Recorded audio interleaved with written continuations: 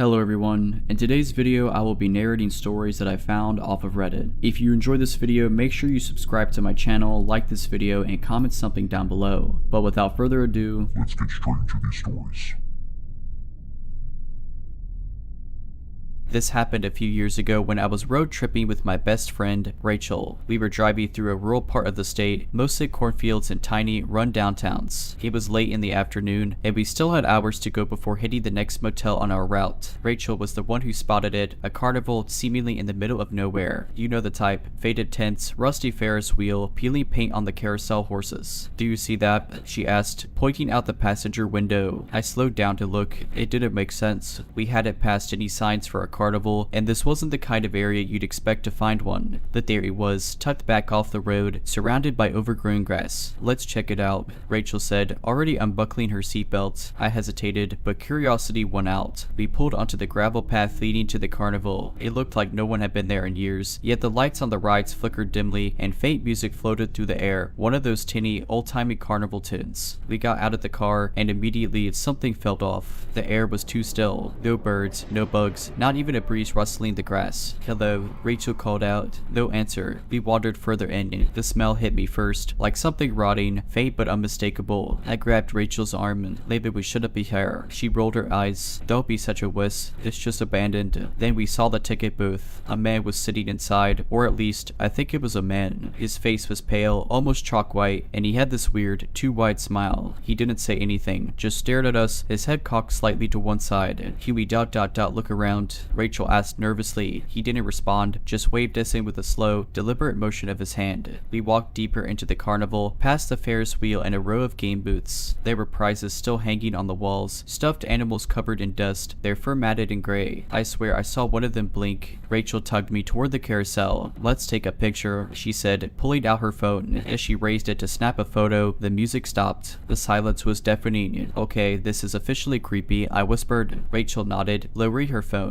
"Let's go." We turned to leave, and that's when we saw the figures emerging from the shadows, dozens of them, maybe more. They were tall and thin, their faces painted like clowns, but their eyes were completely black. "Rugged," I screamed, grabbing Rachel's hand. We sprinted back toward the car, but the path we'd come down was gone, replaced by a wall of carnival tents that hadn't been there before. The figures were closing in, moving in this jerky, unnatural way like puppets on strings. The smell of rot was overpowering now, and the flickering lights made it hard to see. Somehow, we found our way back to the car. I don't even remember how. I just remember slamming the doors, locking them, and peeling out of there as fast as the car would go. When we hit the main road, Rachel looked back. "It's gone," she whispered. I glanced in the rearview mirror. She was right. The carnival, the path, even the overgrown grass, all of it was gone. Just an empty field. We didn't talk about it again until we got home and looked at Rachel's phone. She hadn't taken any pictures, but there was a video, one neither of us remembered recording. It was just a few seconds long, shaky and blurry, but you could make out the Ferris wheel and the carousel ... and one of those clown-like figures standing impossibly close to the camera, its black eyes staring straight into the lens. I've always had a fascination with cemeteries. There's something peaceful about wandering among the headstones, reading the dates, imagining the lives of those long gone. It wasn't unusual for me to take a detour after work to visit old cemeteries in my area. One in particular, St. Marian's, was my favorite. It was secluded, overgrown in places, and so quiet that you could hear the faintest rustle of leaves. Last summer, I made it a habit to visit St. Marian's every Wednesday evening. The caretaker, a wiry old man named Joe, would often wave at me from the caretaker's shed. He had kind eyes and a grizzled beard, and he didn't seem to mind my presence. One evening, I arrived later than usual. The sun was already dipping below the horizon, casting long shadows over the graves. As I strolled among the headstones, I noticed something I hadn't before, a small, crooked mausoleum at the far edge of the property. It was partially hidden by a cluster of ancient trees, the stones so weathered it blended with the foliage. Curiosity got the better of me. I made my way over, the air growing noticeably colder as I approached. The mausoleum door was slightly ajar, and an unpleasant smell wafted out, a mix of damp earth and something metallic. "Hello," I called, thinking Joe might be nearby. No answer. Against my better judgment, I pushed the door open and stepped inside. The air was thick and heavy, and my flashlight illuminated the walls, which were lined with small niches. Some held urns, others were empty, though what caught my attention was a pile of personal belongings in the center of the room: watches, wallets, glasses. They looked recent, not the kind of items you'd expect to find in a centuries-old crypt. A chill ran down my spine, and I decided it was time to leave. As I turned to go, I heard a faint scraping sound behind me. My flashlight flickered, and for a moment, the beam landed on something in the corner, a figure hunched in the shadows. "Joe," I whispered, my voice trembling. The figure straightened slowly, too tall and too thin to be the friendly caretaker. Its face was obscured by darkness, but I could hear its labored breathing, ragged and wet. I backed toward the door, but before I could reach it, the figure lunged. I screamed and bolted outside, running as fast as I could toward the caretaker's shed. Joe was there, sitting calmly in his chair, as though nothing was wrong. I must have looked insane, waving my arms and shouting incoherently, "There's someone in the mausoleum." I finally managed to choke out. Joe's expression didn't change. He sighed, got up, and grabbed a large, rusted machete from the wall. "Guess they got out again," he muttered, more to himself than to me. Before I could ask what he meant, he started walking toward the mausoleum. He didn't ask me to follow, but something told me to get out of there while I could. I sprinted to my car and didn't look back. The next morning, I checked the local news. No reports of anything unusual at St. Marian's. No mention of Joe. When I drove by later that day, the cemetery looked normal, except the caretaker's shed was gone, as if it had never been there. I haven't been back since. And to whoever or whatever was in that mausoleum, let's not meet. Ever.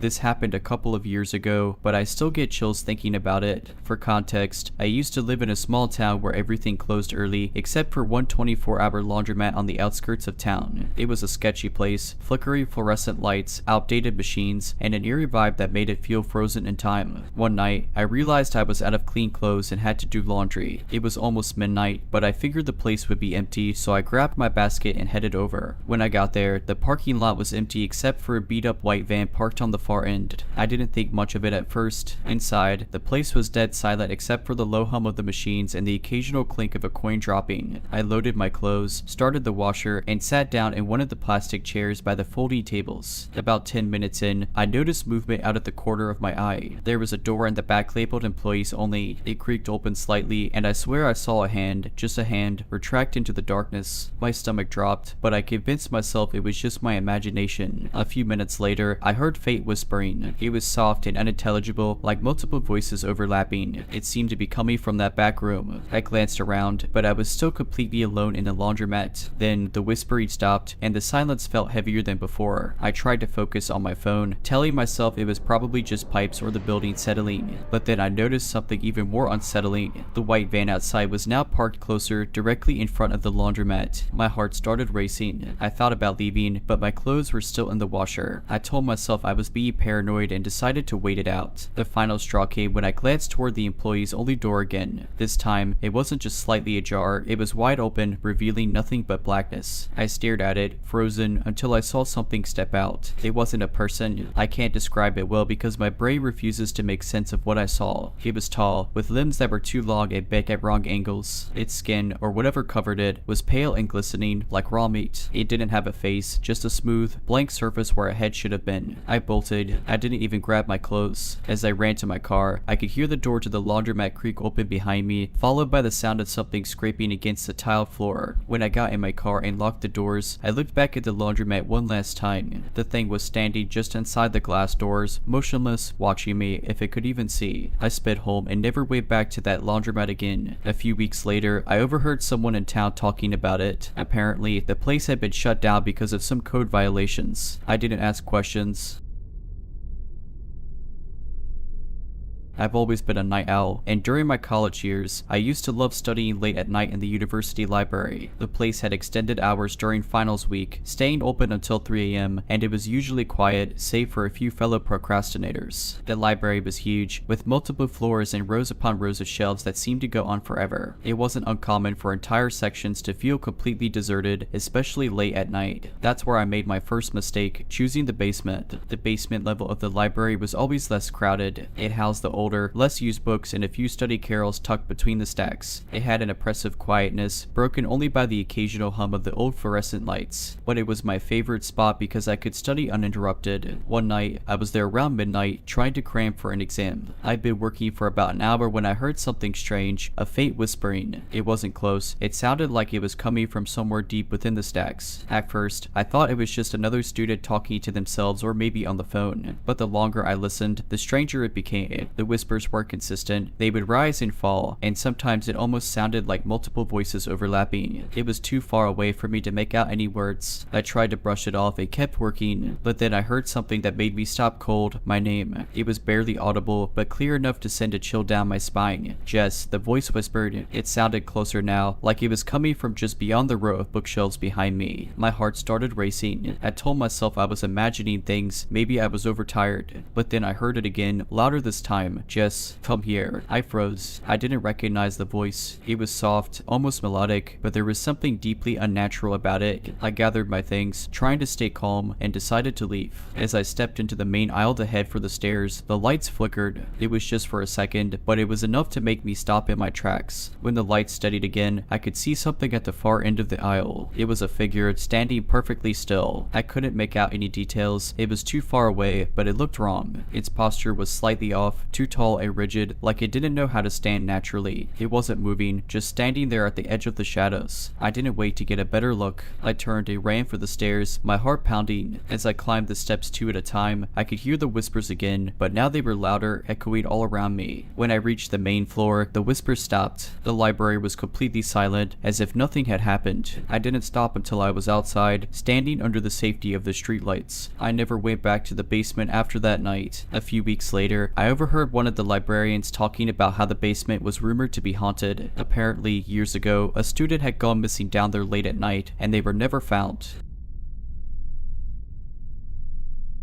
This happened about 3 years ago when I was a graduate student. My university had a massive library that was open 24/7 during exam season. Most people avoided the late night hours, but for me, it was perfect. Quiet, empty, and free of distractions, or so I thought. It was around 2 a.m. when I settled into a corner on the 3rd floor. The library's layout was kind of maze-like, with rows of shelves that stretched up to the ceiling and little nooks where you could sit undisturbed. I picked a spot near the back, surrounded by old books that probably hadn't been checked out in decades. I was working on a paper, headphones in, lost in concentration. About an hour passed before I noticed movement in my peripheral vision. I looked up and saw a man standing at the end of the aisle. He was just staring. He wasn't dressed like a student, no backpack, no books, just an oversized coat and a baseball cap pulled low over his face. I pulled out my headphones and gave him a nervous smile, hoping he'd move on. Instead, he turned and disappeared down another aisle. I told myself he was probably just wandering around, maybe a homeless guy looking for somewhere warm. The library was open to the public after all, but something about the way he'd been standing there sent a chill down my spine. I tried to focus on my work, but a few minutes later, I heard a faint tap tap tap coming from behind me. I froze. The sound stopped. Slowly, I turned around, but the aisle was empty. That's when I started to feel uneasy. I packed up my things and decided to move to a more central area with better lighting. As I walked down the aisles, I kept glancing over my shoulder, half expecting to see him again. I reached the main study area, which was better lit but still deserted. There were a few security cameras, which made me feel a bit safer. I picked a seat facing the entrance and settled back in. About 10 minutes later, I heard it again. Tap, tap, tap.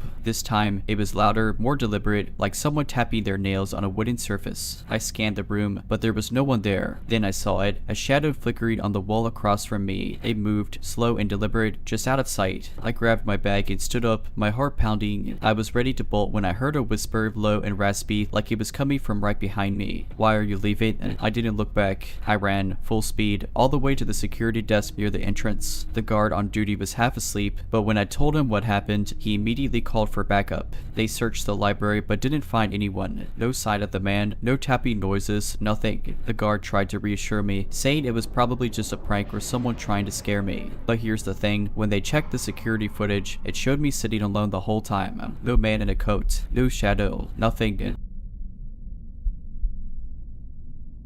This happened about a year ago, and it still makes my skin crawl to think about it. I was living in a small town at the time, stayed in a rental house with no washer or dryer. That meant weekly trips to the laundromat. Normally, I went during the day, but that week had been hectic, and by the time I got around to it, it was nearly midnight. The laundromat was in a strip mall on the edge of town. Most of the other businesses were long closed, and the parking lot was practically empty except for a few cars. probably belonging to the other late-night laundromat users. The lights inside were harsh and fluorescent, buzzing faintly as I looked in my basket. There were only two other people there, a woman folding clothes in the corner and a guy sitting near the dryers, scrolling on his phone. I picked a washer toward the back and started loading my clothes. Something about the place felt, maybe it was just the emptiness or the way the buzzy lights flickered occasionally. As I was stuffing my clothes into the machine, I heard a strange sound, like a low, guttural laugh. It echoed faintly, but when I glanced around, neither of the other people seemed to notice. The woman kept folding, and the guy didn't even look up from his phone. I shook it off as my imagination and started the machine. I sat down on one of the hard plastic chairs and pulled out my phone, trying to kill time while the washer ran. A few minutes later, I noticed the woman had finished folding her clothes and left. The guy by the dryers was still there, but now he wasn't on his phone anymore. He was staring straight at me. I looked away, pretending not to notice, but I could feel his eyes on me. After a moment, I glanced back, and he quickly shifted his gaze like he'd been caught. I told myself he was probably just zoning out or something, but then I noticed something even stranger. The dryers behind him were running. Not one or two, every single one. I hadn't seen him load any clothes, and there was no way he could have filled all of them. The sound of the spinning drums filled the laundromat, and for some reason, it made my stomach twist. I decided to get up and check my washer, even though it still had a while to go. As I stood, the guy suddenly got up too. He didn't say anything, didn't grab anything, just walked toward the door. Relief washed over me as he stepped outside, but then I realized he hadn't actually left. He was standing just outside the glass door, staring in. The fluorescent lights cast his shadow long and distorted, making him look taller than he was. I froze, unsure of what to do. A loud bang jolted me out of my thoughts. It came from the back of the laundromat, near the row of washers. I spun around, and all the machines were off except mine. The doors on the others were swinging open and shut, slamming with no apparent cause. The fluorescent lights flickered violently. I turned back to the front, but the man was gone. The parking lot was empty. My heart was racing as I grabbed my wet clothes from the washer, stuffed them into my basket, and bolted for the door. I didn't care that they weren't dry, I just wanted to get out of there. As I was loading my car, I looked back at the laundromat. The lights inside were still flickering, and through the glass, I saw something that made my blood run cold.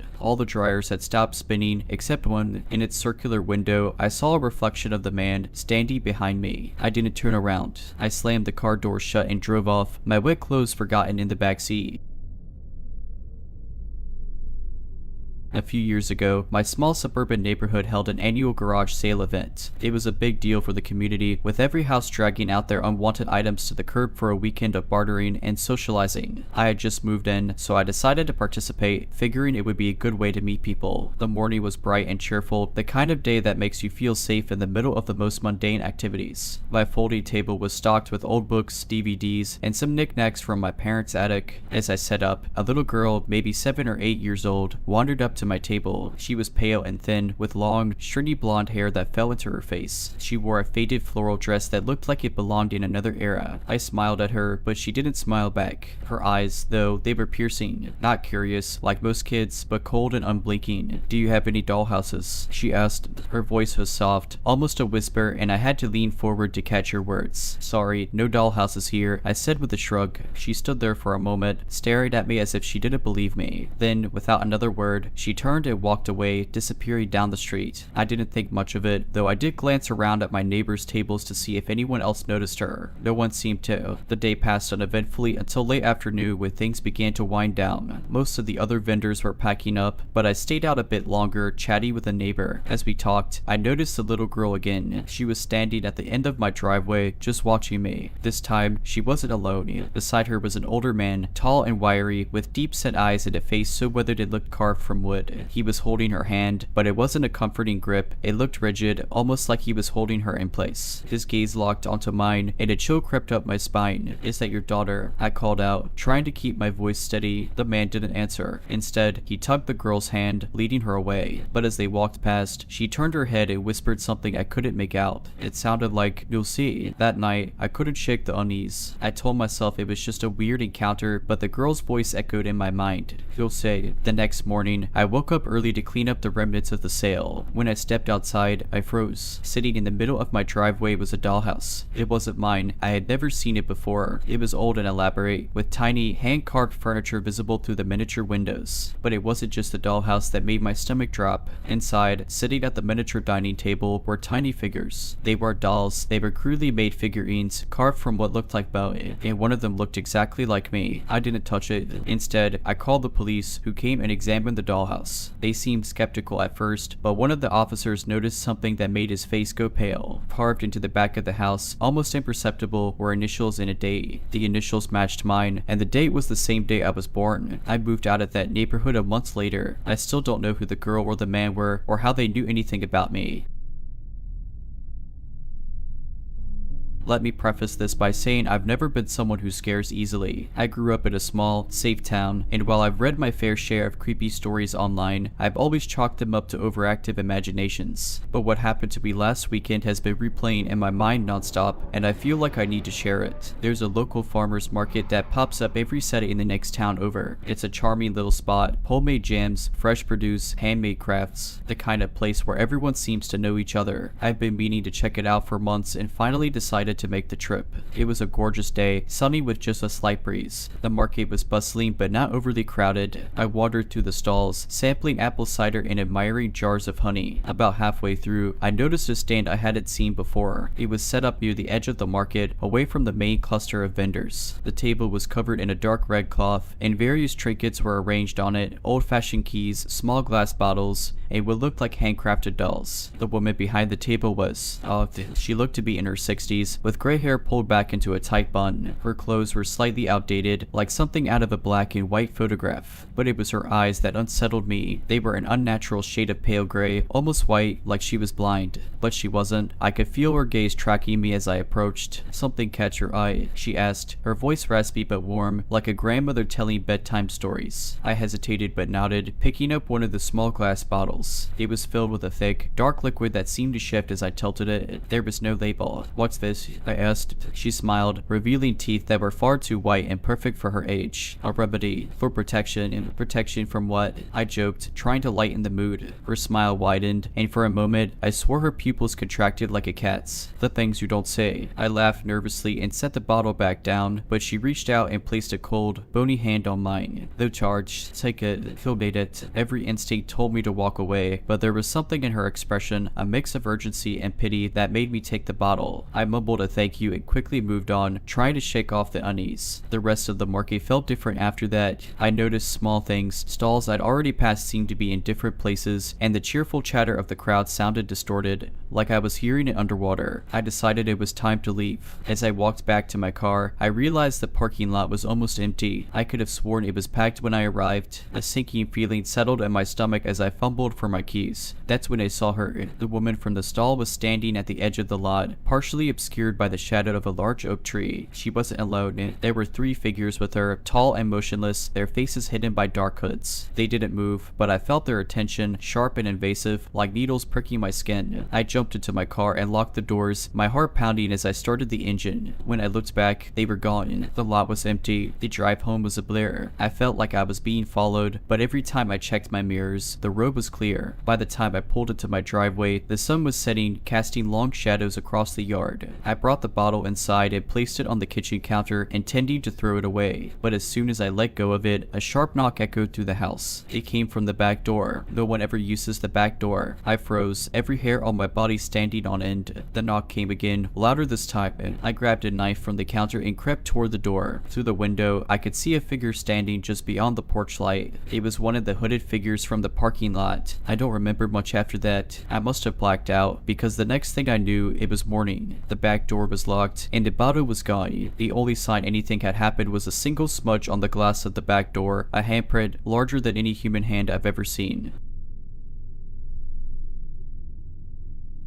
This happened 2 years ago, and I still get chills thinking about it. I was in college, a typical day of lectures and assignments, when I decided to grab lunch at the campus cafeteria. It wasn't my usual spot to eat. Usually, I'd take my food back to the dorm, but I had a gap between classes, and the cafeteria was quieter than usual. I grabbed a tray and scanned the room for an open table. Most of the ones near the windows were taken by cliques or groups studying together. Then I saw a nearly empty table near the back. A single guy sat there, hunched over a notebook, scribbling furiously. His hoodie was pulled up, and I couldn't see his face, but he seemed absorbed in whatever he was doing. I thought, perfect, he'll probably ignore me. So I sat down across from him, leaving a good amount of space between us. As I unwrapped my sandwich, I noticed something strange. He wasn't writing notes or doodly like I'd first thought. He was drawing faces, page after page, a sea of expressions, some twisted with anguish, others grinning in a way that made my stomach turn. I tried to focus on my food, but I couldn't help sneaking glances. His hand moved with unnatural speed, like he wasn't sketching so much as channeling something. I must have stared too long because suddenly he stopped. His pencil hovered mid-stroke, and without lifting his head, he turned the page, and there it was. It was May. My breath hitched. The sketch was unmistakably me, sitting at that table, holding my sandwich. Every detail, down to the pattern on my shirt. He hadn't even looked at me long enough to draw that. Before I could say anything, he finally looked up. His eyes were wrong, too wide, like he hadn't blinked in hours. His lips curled into a slow, deliberate smile, and he spoke in a voice that didn't match his face. It was too deep, too gravelly, like multiple voices layered together. "I've been waiting for you." I froze, sandwich halfway to my mouth, as his words echoed in my head. The cafeteria, though sparsely populated, suddenly felt suffocating. The chatter and clinking of plates seemed to fade, leaving only the sound of my heart pounding in my ears. I stammered, I think you've got the wrong person." He tilted his head, studying me like I was some kind of experiment. Slowly, he closed his notebook, the sound of the pages snapping together louder than it should have been. Then he slid the notebook toward me, his movements unnervingly deliberate. "I don't make mistakes," he said, his voice still carrying that unsettling depth. I didn't want to touch the notebook, but my hands moved on their own, trembling as I opened it. The sketch of me stared back, more detailed than before. My face wasn't just a sketch anymore, it looked lifelike, almost like a black and white photograph. But what made my blood run cold was the background. It wasn't the cafeteria, it was my dorm room.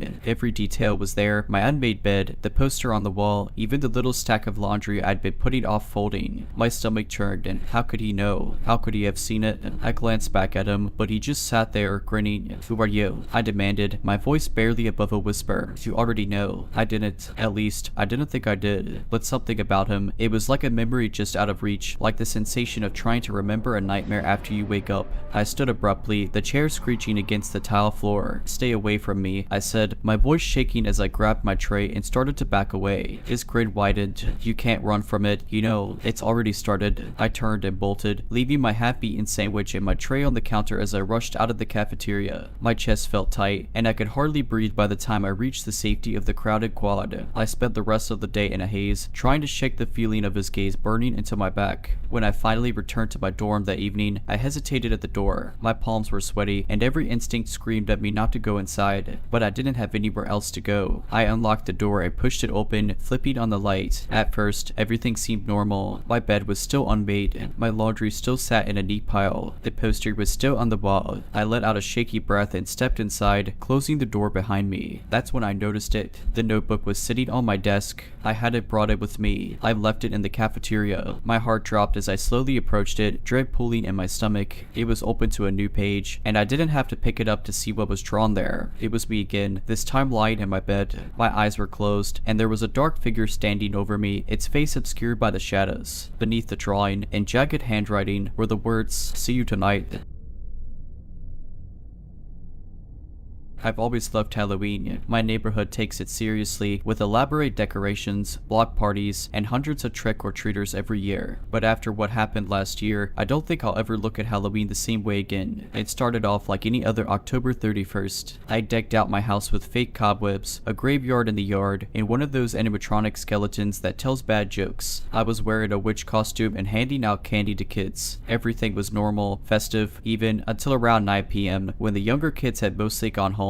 and the teenagers started roaming the streets. A group of 3 teenagers rang my doorbell. Their costumes were half-hearted. One was wearing a scream mask with a hoodie, another had vampire teeth, and the last just had a clown wig. I handed them candy, we exchanged the usual happy Halloween, and they wandered off down the street. Not 5 minutes later, the doorbell rang again. When I opened it, it was the same group of teenagers. Same costumes, same awkward stance. I laughed, thinking they were trying to double dip. Nice try, guys, I said. The one in the scream mask tilted his head slightly, like he didn't understand what I meant. Then, without a word, they turned and walked away. I chalked it up to them just being weird and shut the door. But then they came back, and again, and again. It didn't matter that I didn't open the door every time. They rang the bell over and over. Sometimes they'd knock instead, or tap lightly on the window. Always the same group, always silent. I texted my neighbor, Sarah, to ask if she'd seen them. She hadn't, but said she'd keep an eye out. Around 10 p.m., I'd had enough. I decided to turn off the lights and call it a night, hoping they'd move on. As I was locking the front door, there was another knock, louder this time. Angry, I flung the door open, ready to tell them off. But it wasn't the 3 teenagers anymore. It was just one, the scream mask. Except now, he wasn't wearing a hoodie, he was shirtless, his chest smeared with something dark. It looked like paint, but it smelled metallic, like blood. He stood there, motionless. I slammed the door and locked it, my hands shaking. I went to the back of the house to grab my phone and call the police. Before I could dial, I heard something tap against the sliding glass door. The scream mask kid was standing there, too. Except, no, that wasn't possible. He couldn't be in 2 places at once. My stomach dropped as I realized there wasn't just one scream mask. There'd be more, 4, 5, maybe more, all identical, all staring into the windows. I called 911, barely able to get the words out. The operator stayed on the line with me, assuring me help was on the way. I hid in the bathroom, trying to keep my breathing quiet. When the police arrived, the figures were gone. No sign of them, no muddy footprints, no candy wrappers dropped in the yard, nothing. The officers patrolled the neighborhood but didn't find anything suspicious. The next day, I asked around.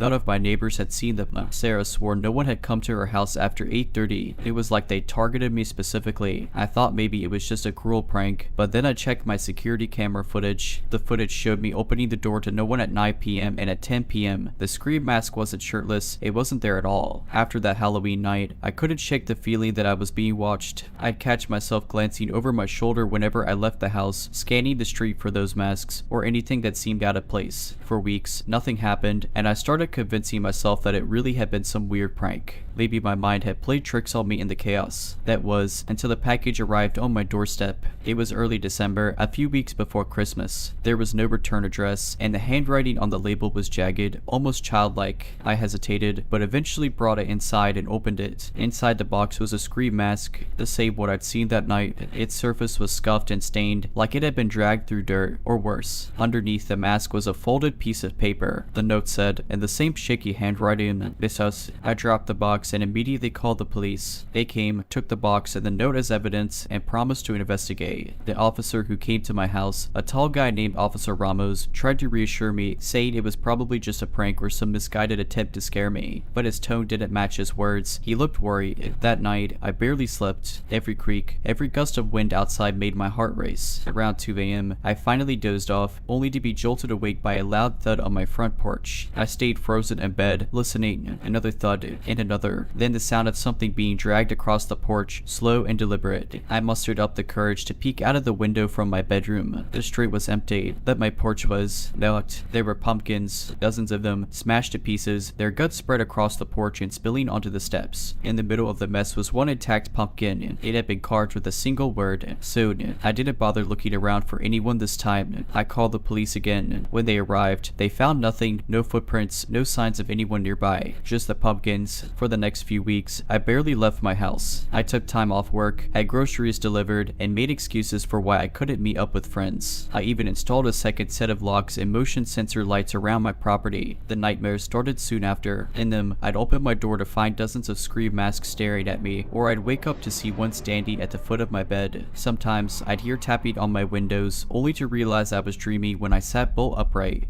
drenched in sweat. Then, on New Year's Eve, I received another package. This time, I didn't open it. I called the police immediately, and they came to take it away. They said they'd contact me when they had more information, but I never heard back. The worst part, the harassment didn't stop with the packages. Every so often, I'd find things in my yard, a single shoe, a pile of candy wrappers, or once, a broken cell phone that didn't belong to me. Each time, it felt like a message. message. A reminder, I don't know who they were or why they chose me. Maybe it was random, or maybe I did something that caught their attention. I've since moved to a new town, far away from that neighborhood, and changed my phone number and even my name on social media.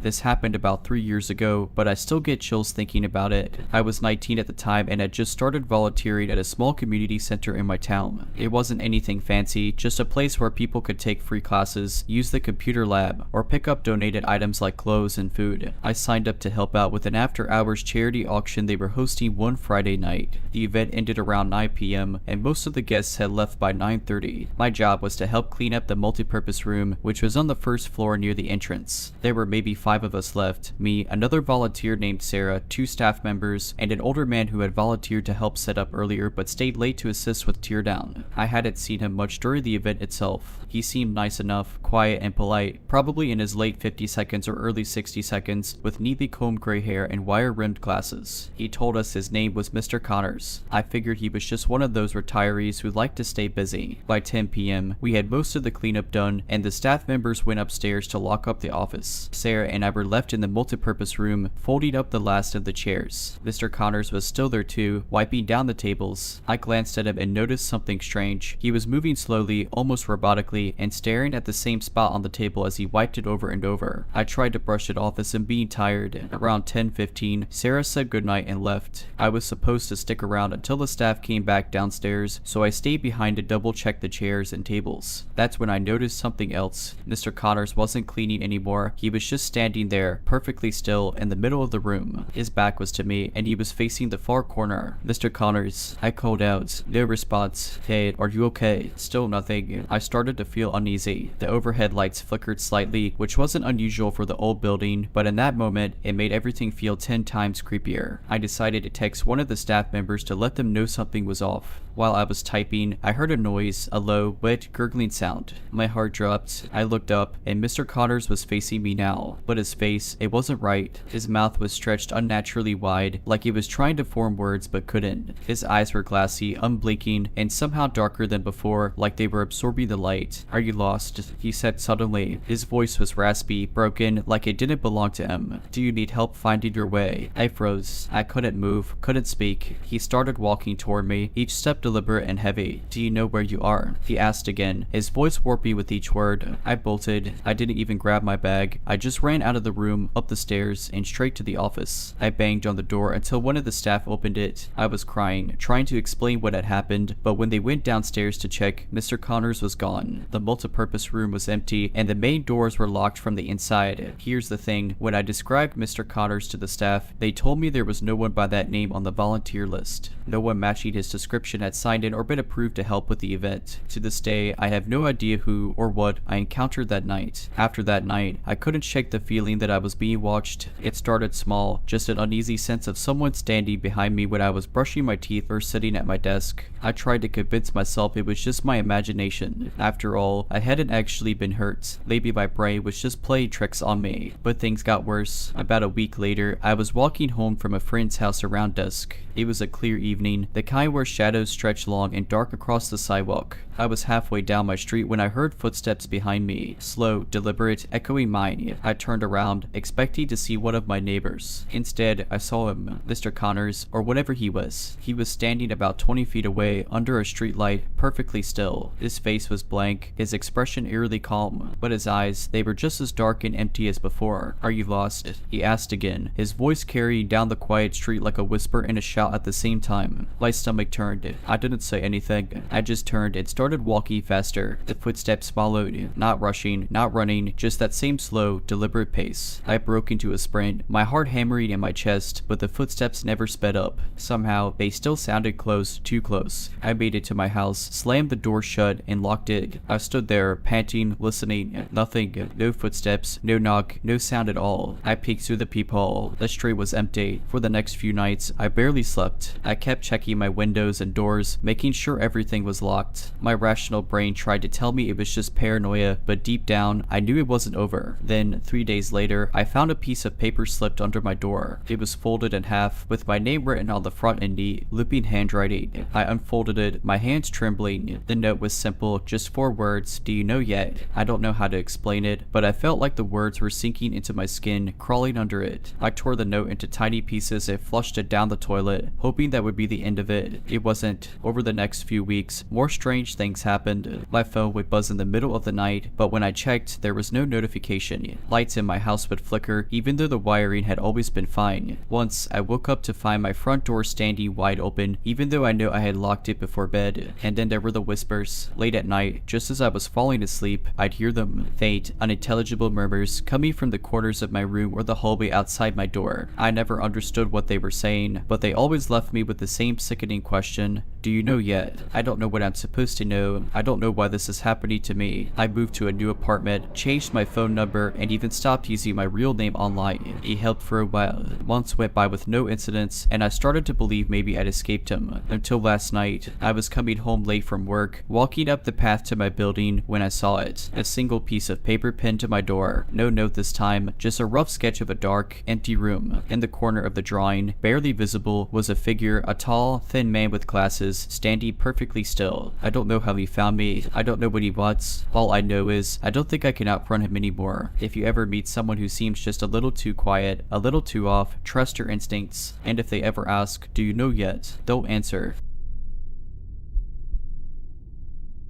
This happened about 10 years ago, but I still get goosebumps thinking about it. I was 17 at the time, and my friends and I were the kind of teenagers who loved to explore creepy places just for the adrenaline rush. It wasn't the smartest hobby, but we were young and thought we were invincible. There was an old amusement park about an hour outside of town that had been shut down for decades. The story was that it closed after a string of freak accidents, fires, ride malfunctions, that kind of thing. It was boarded up and fenced off, but people in our town loved to share ghost stories about it. Naturally, we decided we had to check it out. One Saturday night, 4 of us, me, my best friend Kelly, and 2 other friends, Jake and Marcus, drove out there. We parked a little ways down the road and snuck through a gap in the fence. The place was even creepier than I'd imagined. Rusted rides loomed like skeletons in the dark, and the air smelled faintly of mildew and burnt wood. The only sounds were the occasional creak of metal in the wind and the crunch of gravel under our feet. We wandered around for a while, shining our flashlights on old ticket booths and faded signs. I remember laughing nervously, trying to act braver than I felt. Jake dared us to climb the rickety roller coaster tracks, but none of us were stupid enough to try. Instead, we made our way to the Ferris wheel, which was still mostly intact, though it leaned slightly to one side. As we got closer, I noticed something odd. One of the gondolas was gently swaying, even though there was no breeze. "It's probably just the wind," Kelly said, but she didn't sound convinced. Then we saw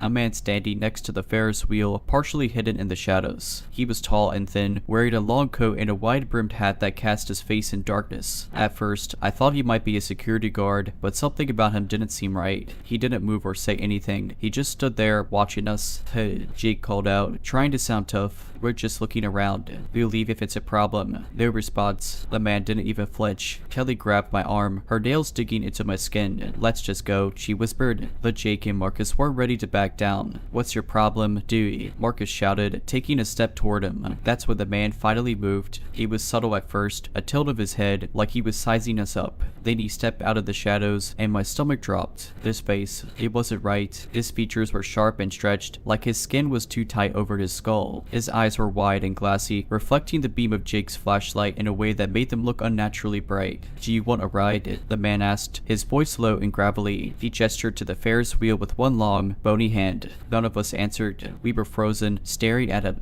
He tilted his head again, as if confused. "You came all this way," he said, a smile creeping across his face. "Why not stay for a while?" That was all it took. Kelly and I turned and bolted, dragging Jake and Marcus with us. We didn't stop running until we were back at the fence, scrambling through the gap and diving into the car. As we sped away, I looked back and saw him standing by the Ferris wheel again, his hand raised in a slow wave. We never went back, but a few weeks later, I heard a rumor that a couple of kids had been caught sneaking into the amusement park. One of them claimed they'd seen a man by the Ferris wheel who had offered them a ride. The other kid refused to talk about it, but he looked pale and shaken whenever the subject came up. For weeks after that night, I couldn't get the man's face out of my mind. Every time I closed my eyes, I saw his stretched, unnatural smile and those glassy, glowing eyes. Kelly and I barely talked about it. She said she didn't want to give it power by thinking about it too much. Jake and Marcus laughed it off like it was some kind of prank, but I could tell they weren't as unaffected as they pretended to be. Something about that night had rattled all of us. Then the dreams started. At first, they were vague, just flashes of the amusement park, the rusted rides, and the swaying Ferris wheel. But they got worse. In one dream, I was standing at the base of the Ferris wheel, staring up at the gondolas. One of them creaked open, and I saw the man inside, his skeletal hand beckoning me to come closer. His voice echoed in my head, low and insistent, "Come take a ride." I woke up drenched in sweat, my heart racing. The dreams kept coming, more vivid each time. One night, I dreamt I was strapped into one of the gondolas, the wheel creaking and groaning as it turned. The man sat across from me, smiling that grotesque smile. As the gondola rose higher, I looked down and realized the ground was gone. Below me was nothing but a yawning, black void. When I told Kelly about the dreams, she went pale. I've been having them too, she admitted, but it might. He's not at the park anymore. He's in my house. That sent a chill down my spine. I tried to tell myself it was just our imaginations running wild, but deep down, I knew it wasn't. Something had followed us from that place. A few nights later, it escalated. I was lying in bed, unable to sleep, when I heard a faint creaking noise. It was rhythmic, like the sound of a swing moving back and forth. At first, I thought it was coming from outside, but when I sat up, I realized it was coming from inside the house. My blood turned to ice. I forced myself to get out of bed and follow the sound, even though every instinct screamed at me to stay put. The creaking led me to the living room. At first, everything seemed normal, just a dark, empty space lit only by the glow of a street lamp outside. But then I saw it. In the corner of the room, my rocking chair was moving, back and forth, slow and steady, as if someone invisible was sitting there. And then, just for a moment, I caught a glimpse of something, a tall, shadowy figure standing behind the chair, its face obscured but its presence unmistakable. I ran back to my room, slammed the door, and didn't sleep for the rest of the night. The next day, I called Kelly and begged her to meet me. We needed to figure out what was going on. She agreed, but when I showed up at her house, she looked worse than I'd ever seen her, pale, exhausted, and jumpy. "It's getting worse," she whispered. "I keep seeing him in the mirrors. And last night, I swear I heard him outside my window." We decided to tell Jake and Marcus. If all of us were experiencing something, maybe we could piece together what was happening. But when we called them, neither of them picked up. We drove to Marcus's house first, and his mom told us he hadn't come home the night before. When we got to Jake's place, his car was in the driveway, but he didn't answer the door. Eventually, Kelly found a way in through the unlocked back door. I stayed in the living room while she called out for him. A moment later, I heard her scream. I ran upstairs and found her in Jake's bedroom. The walls were covered in frantic scribbles, written in what looked like black marker. Over and over, he'd written the same phrase, "Come take a ride." Jake was nowhere to be found. We never saw him or Marcus again. The police said they were probably just runaways, but I know better. Whatever we unleashed that night, it took the time, and now I think it's coming for us. Kelly and I don't talk anymore. She moved out of town a few months after everything happened. Last I heard, she was seeing a therapist, trying to cope with the nightmares that still haunted her. As for me, I've done everything I could to move on, but sometimes, late at night, I still hear the sound of creaky metal, and every now and then, I see a figure in the distance, a tall man in a wide-brimmed hat, watching me. If you ever hear about an abandoned place and think it would be fun to explore, don't. Some things should be left alone, and if you ever see a Ferris wheel swaying when there's no wind, for the love of God, don't go near it. I used to work at a small, historic theater in my town. It wasn't a glamorous job, just managing the ticket booth and occasionally handling concessions during intermissions. The place had been around since the 1920s, and while it had a certain charm, it was. Everyone who worked there had stories about the theater. Some people swore they'd hear whispers in the empty seats after a show, or see shadows moving in the aisles when the lights were dimmed. I'm not one for ghost stories, but after a few months of working there, even I started to feel uneasy. One night, I was scheduled to close the theater after a special late night screening. It was a classic horror movie marathon, which felt ironic considering how creepy the theater already was. By the time the last guests left, it was nearly 2 a.m. My coworker Mike, who was supposed to help me lock up, bailed earlier in the night, leaving me to close alone. The theater was eerily silent as I made my rounds. I locked the front doors, checked the bathrooms, and made sure all the projectors were off. Finally, I entered the main theater to turn off the lights. The room was massive, with rows upon rows of old, creaky seats and a faint smell of mildew lingering in the air. As I reached the light switch near the stage, I heard a noise behind me. It sounded like footsteps. I froze, my heart racing. Hello, I called out, my voice echoing in the empty room. No response. I brushed it off as my imagination. After all, I'd been hearing about this place being haunted for months, and it was easy to let your mind play tricks on you. I flipped the switch, plunging the theater into darkness. That's when I heard it again, soft, deliberate footsteps, but this time they were closer. I turned on my phone flashlight and swept it across the room. Nothing. The seats were empty and the aisles were clear. I told myself it was just the old building settling and hurried toward the exit. As I passed the concession stand on my way out, I glanced back into the theater lobby. That's when I saw her. A woman stood at the top of the staircase that led to the balcony seating. She was partially obscured by shadows, but I could make out her long, dark hair and pale skin. She wasn't moving, just standing there, watching me. "Ma'am, the theater is closed," I said, trying to keep my voice steady. "You'll have to leave." She didn't respond. She didn't move. Her head tilted slightly, as if she were studying me. I wasn't about to go up there alone, so I grabbed my phone and called the police, explaining that someone was still in the building after hours. They assured me someone would be there soon. I stayed near the front door, keeping an eye on the staircase. The woman didn't move. She didn't even flinch. When the police arrived, they searched the building from top to bottom. The balcony, the bathrooms, even the backstage area. They didn't find anyone. One of the officers suggested that maybe I had just been seeing things. Exhaustion, shadows playing tricks on my mind, that sort of thing. But I knew what I saw. That woman was real. I quit the theater a week later. Whatever or whomever she was, I don't ever want to see her again. After I quit the theater, I did my best to move on. There wasn't Ezzy. For weeks, I couldn't shake the feeling that I was being watched. Every time I turned a corner or walked into a dark room, I half expected to see her standing there. I told myself it was just lingering paranoia, but deep down, I wasn't so sure. About a month later, I bumped into Mike, the coworker who had bailed on me that night. We hadn't spoken since I left the theater, but I figured he might appreciate hearing my side of the story. Over coffee, I told him everything, the footsteps, the woman, how she just stood there like a statue. Mike's face went pale. He put down his cup and leaned in, lowering his voice. "Did she look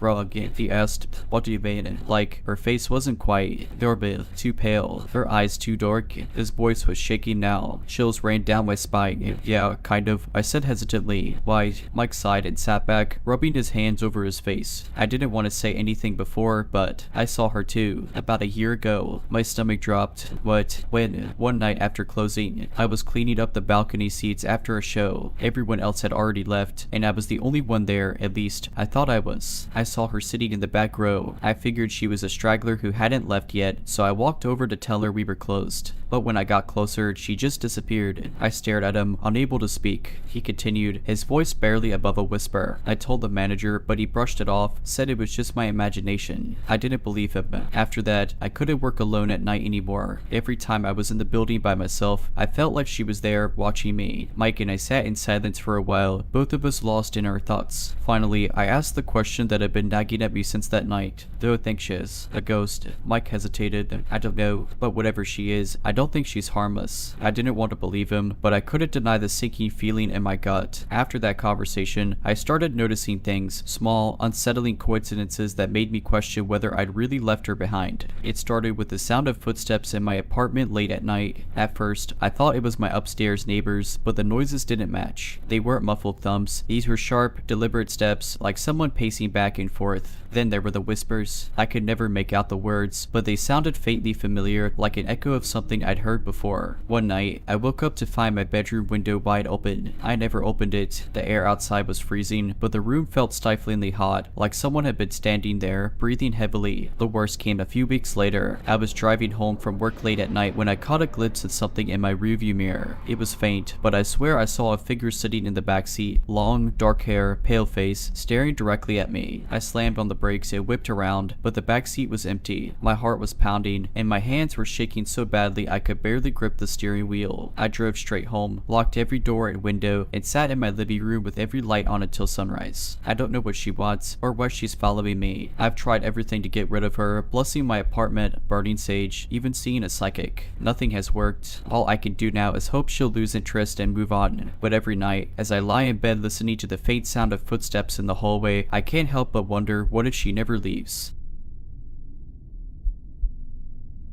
A few years ago, I worked as a security guard at a small, family-run amusement park in my hometown. The place had been a local treasure in the 90 seconds but had shut down a decade earlier when attendance plummeted. Rumors about accidents and mismanagement circulated, but I was never sure what really led to its closure. My job was simple: patrol the grounds during the overnight hours to deter vandals or trespassers. The park was eerie even during the day, with rusted rides and faded paint peeling from cartoonish mascots. At night, it was suffocatingly silent, save for the occasional creak of a decaying structure swaying in the wind. I usually kept to my little booth by the entrance, passing the time with podcasts and crossword puzzles. That night, however, a motion sensor near the old funhouse triggered an alert on my tablet. I sighed, grabbed my flashlight, and headed out to investigate. The funhouse was my least favorite part of the park. Its gaudy, smiling clown face at the entrance had decayed into something far more sinister over the years. One of its eyes had fallen off, leaving a gaping black hole, and the jagged teeth looked ready to snap shut. Still, I told myself it was probably just a raccoon or stray cat setting off the sensor. The air inside was stale, and my boots crunched on broken glass and debris. My flashlight cut through the darkness, highlighting distorted mirrors and faded murals of laughing children. As I made my way deeper into the funhouse, I heard something that made me freeze, faint, uneven footsteps echoing through the halls. Hello, I called out, trying to sound authoritative but failing to mask the tremor in my voice. This is private property. You need to live. The footsteps stopped. I waited, straining to hear any movement, but the silence pressed against my ears. I took a step forward, and the sound of my own footfall seemed deafening. Just as I was about to turn back, I caught a flicker of movement in one of the distorted mirrors to my left. It was faint, but I saw what looked like a figure, a person, and possibly thin and long-limbed, slipping around a corner. Heart pounding, I pointed my flashlight toward the mirror and then the hallway behind me, but no one was there. Swallowing my fear, I quickened my pace, determined to check the rest of the funhouse and get out as quickly as possible. I turned a corner into the room with the spinning tunnel, a disorienting cylinder painted in garish colors. The motor that used to rotate it had long since broken, but the platform still felt precarious underfoot. As I stepped inside, I heard a loud clang from behind me, like something heavy had dropped onto metal. Whipping around, I saw that the tunnel's entrance was blocked by the rusted clown head from the facade. I don't know how it got there. It was far too big for one person to move alone, but it sat there, its one remaining eye gleaming in the beam of my flashlight. Panic sudden, I turned to run through the other side of the tunnel, only to see someone, or something, standing at the exit. It was the figure I'd seen in the mirror, hunched unnaturally. Its head was tilted at an angle that shouldn't have been possible, and its face was obscured by shadows. It moved toward me in a jerky, unnatural way, as if it were being puppeteered by invisible strings. I don't remember much after that. I must have blacked out because the next thing I knew, it was morning, and I was lying on the pavement outside the funhouse. The park's owner found me when he arrived to relieve me from my shift. I quit that day and never looked back. A few months later, the park was demolished to make way for a shopping center. Part of me felt relieved, but the rest of me wondered what would happen to the thing that had made its home there. A few weeks after I quit, I started having dreams about the park. At first, they were just vivid memories, walking the grounds, hearing the hum of old rides, feeling the damp, sticky air of the funhouse. But as the dreams progressed, they became something else. In one, I was standing in front of the funhouse again, except the clown's face was pristine, its colors bright and new. The missing eye was back, but it wasn't painted, just a gaping void that seemed to draw me in. The figure was always there in these dreams, lurking at the edge of my vision. It didn't move, but I could feel it watching me. I'd wake up drenched in sweat. The image of its twisted posture burned into my mind. One night, the dream changed. Instead of the funhouse, I was in my own apartment. The air was heavy, oppressive, and I couldn't move. I heard the faint echo of footsteps, uneven and deliberate, coming from somewhere in my home. My bedroom door creaked open slowly, and I saw the figure standing there, its head tilted at that impossible angle. I tried to scream, but no sound came out. It just stood there, watching me until I jolted awake. After that night, I started noticing strange things around my apartment. Objects would be moved, small things, like a coffee cup I left on the counter being in the sink the next morning, or my keys turning up in places I hadn't left them. I chalked it up to stress at first, but the feeling of being watched never went away. One night, while I was watching TV, my motion sensor alarm app went off. The tablet I'd used for the job was still synced to the park system, even though it had been demolished months ago. My heart dropped as I stared at the alert, motion detected, funhouse. I dismissed it as a glitch. The system must have been picking up stray data from the nearby construction site, but the alerts kept coming, each one more specific than the last. Motion detected, tunnel. Motion detected, mirror hall. Motion detected, office. I turned the tablet off and shoved it in a drawer, trying to ignore the sinking feeling in my chest. That night, I dreamed again. This time, the figure wasn't in the funhouse or my apartment, it was in my living room. It stood by the window, motionless, staring out at the city. I woke up with a start. My breath mouth ragged, and instinctively turned toward my bedroom door. It was open. I distinctly remember closing it before going to bed. My stomach dropped as I reached for my phone to call someone, anyone, but before I could dial, I heard the sound of footsteps in the hallway outside my room. Slow, uneven, deliberate. Gripping my phone like a lifeline, I crept toward the door, heart pounding. The hallway was empty, but a chill ran down my spine as I noticed something on the floor, a single, dirty footprint leading away from my bedroom. It was larger than any human footprint I'd ever seen, and the shape was rugged. The toes were elongated, almost claw-like, and the arch seemed unnaturally high. I didn't sleep that night. I packed a bag and left for a motel, too scared to stay in my own home. Over the next few days, I stayed with friends, telling them I had a pest problem I needed to deal with. I couldn't bring myself to explain what was really happening. Who would believe me? The final straw came a week later. I'd gone back to my apartment during the day to grab a few things. As I walked into the living room, I froze. Sitting on my coffee table was an old, tattered flyer for the amusement park, dated the year it had closed. Scrawled across it in smeared black ink were the words, USHOULDN have left. I moved out that same day, breaking my lease and losing most of my deposit in the process. I didn't care. I just wanted to be as far away from that place as possible. It's been years now, and I've tried to put it all behind me. I live in a new city under a new name, and I've told myself it's over. But sometimes, late at night, I'll catch a faint whiff of stale air, or hear the faintest echo of uneven footsteps outside my window.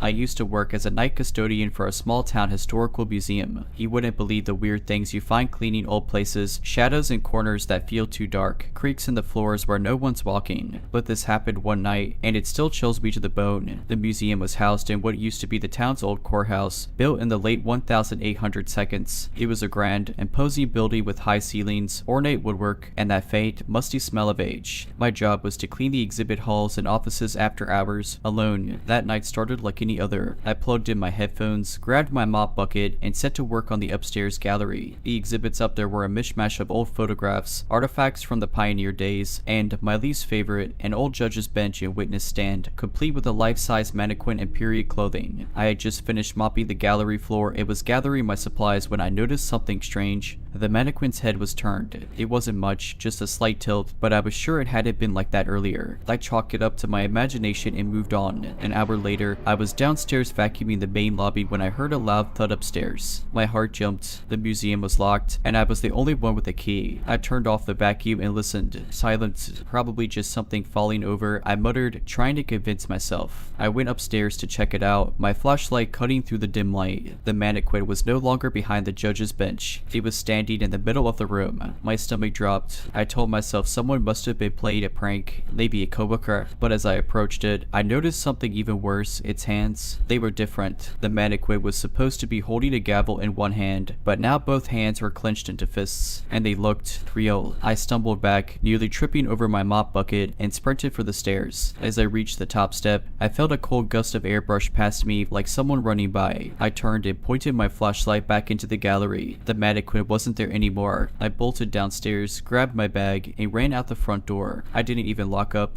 The museum director called me the next morning, furious about the unlocked doors and my abandoned cleaning supplies. I didn't care. I quit on the spot. A week later, a friend who still worked there sent me a text. Apparently, some school kids on a tour had pointed out faint, reddish stains on the mannequin's hands. They looked like dry blood. After I quit, I tried to put the museum out of my mind, but I couldn't shake the feeling that something wasn't right. I didn't tell many people about what happened. Those I did tell brushed it off as stress, a prank, or even a dream. I wanted to believe them, but deep down, I knew better. A few months passed, and I started to sleep better. Then, out of nowhere, I got another text from my friend who still worked at the museum. It was a photo of a crumpled piece of paper. At first, I couldn't make it out, but as I zoomed in, I realized it was a torn page from an old guest ledger. Scribbled in spidery handwriting across the faded lines was one sentence: "Get him back." I stared at my phone, my hands shaking. I called my friend immediately, but they didn't pick up. It wasn't like them not to answer, especially after sending something so cryptic. I tried again, still nothing. 2 days later, I got another text, this one just as eerie. It was a blurry photo of the mannequin, but this time, it wasn't in the museum. It looked like it was standing in a shadowy hallway. My blood ran cold.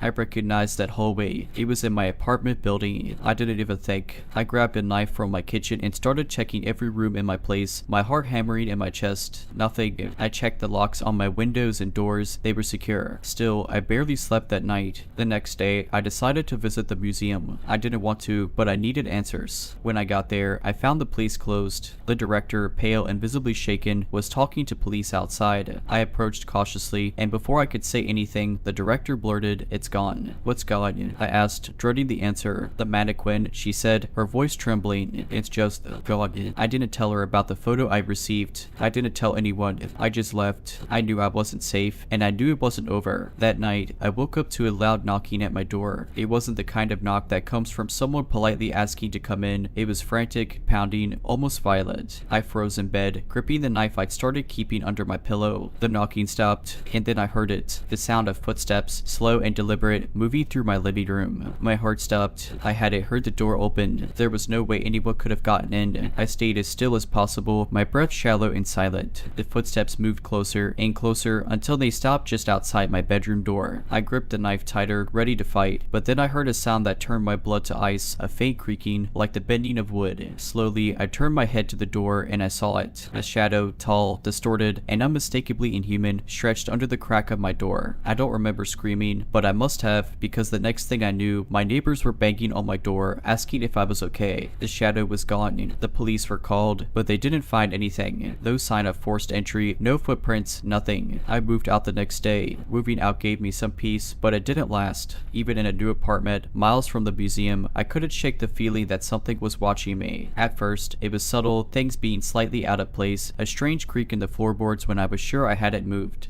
Then, the dream started. In every dream, I was back in the museum. The mannequin was there, but it wasn't behind the judge's bench. It was closer. Sometimes it was in the gallery, sometimes in the stairwell, always staring at me with those lifeless eyes and clenched fists. In the dreams, I couldn't move. I could only watch as it crept closer, inch by inch, until its wooden hand reached out to touch me. I always woke up before it did, drenched in sweat and gasping for air. One night, though, I didn't wake up in time, and in the dream, its hand gripped my arm, hard and ice cold. When I finally jolted awake, my arm was burning with pain. I turned on the light and saw it, a faint bruise shaped like long, spindly fingers. I couldn't explain it, but I didn't need to. I knew it wasn't just a dream. I tried to rationalize what was happening. Maybe I had developed some sort of sleep disorder, or maybe the stress from the museum had finally broken me. I even saw a therapist, but they couldn't explain the bruises or the eerie feelings that followed me everywhere. Then one night, something happened that left no room for doubt. I had just gotten home from work and was settling into bed when I heard a noise from my closet. It was faint, like a soft rustling, but unmistakable. I froze, listening intently. The sound stopped, and for a moment, I thought I was imagining things. Then, the closet door creaked open, just an inch. I didn't breathe. I didn't move. I just stared at the sliver of darkness that now loomed in the room. Slowly, I reached for my phone and turned on the flashlight. The beam cut through the shadows, and I saw it. Standing in the back of my closet was the mannequin. Its head was tilted at that same unnatural angle, but its face wasn't blank anymore. Its features were faint, like they had been crudely carved into the wood. Its eyes, if you could call them that, were deep, dark pits that seemed to swallow the light. Before I could scream, the closet door slammed shut, shaking the walls. I bolted out of my apartment and didn't look back. I drove to a friend's house and stayed there for the night, refusing to go back alone. The next day, I called the museum director. I didn't care if she thought I was crazy. I needed to know if anyone else had experienced anything like this. When she answered, her voice was shaky. "You're not the first," she said after a long pause. "The mannequin, it's been part of the museum since before I started working here. We don't know where it came from, but every time someone moves it, something happens." "What do you mean, something happens?" I demanded. She hesitated, then said, "The last custodian, he quit too. Same kind of things you're describing. And before him, the guy who helped with the exhibit had a breakdown. Said he couldn't sleep because he kept saying it in his house." I hung up without saying another word. I didn't need to hear any more. I packed my things and moved again, this time across the country. For a while, things were better. I started to feel normal again, but every now and then, I'll catch a glimpse of something out of the corner of my eye, a tall, shadowy figure just beyond the edge of the light. And every time, I feel that same cold gust of air, like a whisper against my skin. To this day, I keep every closet door locked. I never leave my curtains open at night, and I never, ever let myself think about what would happen if it found me again.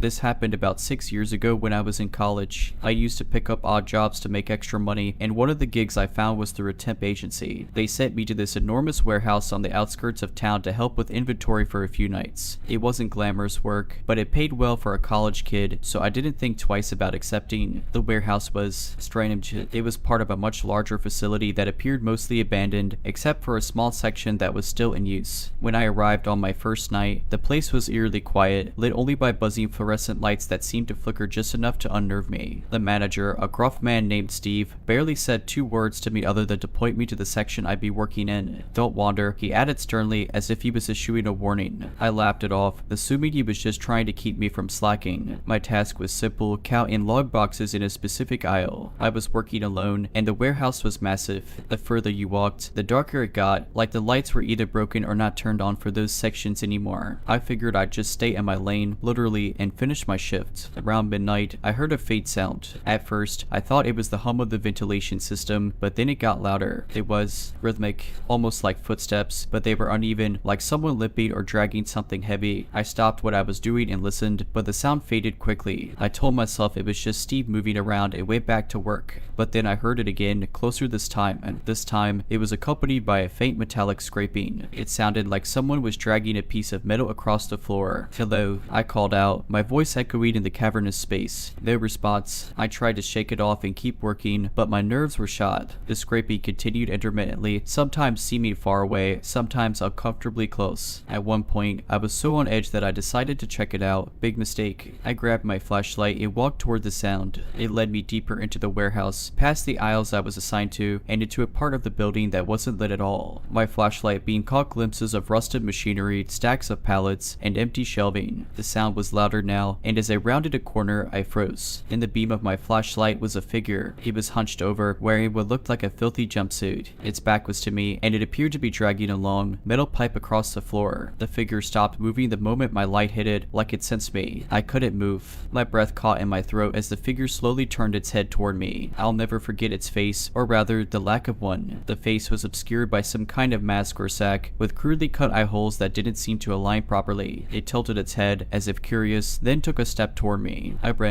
I dropped my flashlight and bolted back toward the lit part of the warehouse, the sound of the draggy metal pipe growing louder behind me. I didn't stop until I reached the manager's office, slamming the door behind me and locking it. Steve looked up from his desk, startled. "What the hell's wrong with you?" I tried to explain, but I was barely coherent. He just sighed and grabbed a flashlight of his own. "Stay here," he said, and headed out. I waited, shaking, for what felt like hours but was probably only 10 minutes. Steve came back, his expression unreadable. "There's no one out there," he said flatly. "You're imagining things." I quit that job on the spot. As I left, I noticed something that made my stomach drop. The bottom of Steve's boots were caked in dust and grime, the kind you'd only get from walking in the unused parts of the warehouse. After quitting on the spot, I expected Steve to argue with me, maybe even try to stop me from leaving. But he didn't. He just watched as I walked out the door, his expression blank and unreadable. The whole encounter left me with a heavy sense of unease. When I got to my car, I realized I was still shaking. My hands trembled as I started the engine and drove away, constantly glancing in my rearview mirror. The warehouse quickly disappeared in the distance, but the feeling of being watched stayed with me the whole way home. That night, I barely slept. Every time I closed my eyes, I saw the figure in the filthy jumpsuit, the crooked eye holes in its mask, the sound of the metal pipe scraping the floor. I tried to tell myself it was some kind of prank, or maybe even my imagination playing tricks on me in that creepy old building, but something about Steve's reaction didn't sit right with me. Why was he so calm about it? Why didn't he seem surprised? The next morning, I decided to do some digging. The warehouse wasn't far from campus, and a quick internet search turned up a handful of articles about the facility. Most of them were old, dated from the early 2000s, but one caught my attention, a piece about the closure of the warehouse after a workplace accident. According to the article, a worker had been crushed by a faulty piece of equipment in one of the unused sections of the building. His name wasn't mentioned, but the article stated that the incident had led to a lawsuit, which the company quietly settled. The family of the victim accused the company of negligence, claiming they'd ignored safety protocols and left dangerous machinery in disrepair. The story gave me chills. Could the figure I saw have been some kind of ghost? or maybe a deranged squatter who'd taken up residence in the abandoned parts of the warehouse. I wasn't sure which explanation scared me more. I tried to put it behind me, but the unease lingered. A week later, I got a call from the temp agency. They asked if I'd be willing to return to the warehouse for another shift. I immediately said no, but I couldn't resist asking if they'd heard anything unusual about the place. The woman on the other end of the line paused before answering. We've had a few complaints, she admitted. Some workers reported hearing strange noises, seeing things, but it's an old building, you know, probably just rats or structural noises. Her tone was dismissive, but I could tell she didn't entirely believe what she was saying. I thanked her and hung up, but her words stuck with me. If multiple people had experienced something strange, it wasn't just my imagination. The final straw came a few months later. I was walking home from class late one evening when I heard it again, the sound of metal scraping against concrete. At first, I thought it was construction work or a dumpster being moved, but then I froze. The rhythm was exactly the same as what I'd heard in the warehouse. I turned around, my heart pounding, and scanned the empty street behind me. There was nothing there, no movement, no sign of anyone, but the sound persisted, faint and distant, as if it was following me. I didn't run this time. I forced myself to walk calmly the rest of the way home, locking every door and window behind me. I haven't heard the sound since, but I still think about that night. Life moved on, and I did my best to forget about the warehouse and the unnerving experiences that came with it. I graduated, found a decent job, and settled into a routine. For a while, I thought I'd successfully put it behind me, but every now and then I'd hear something, a scraping sound at a parking garage, the metallic clang of a loose piece of machinery, and my chest would tighten, my stomach knotting with that old fear. About a year ago, I moved to a new city for work.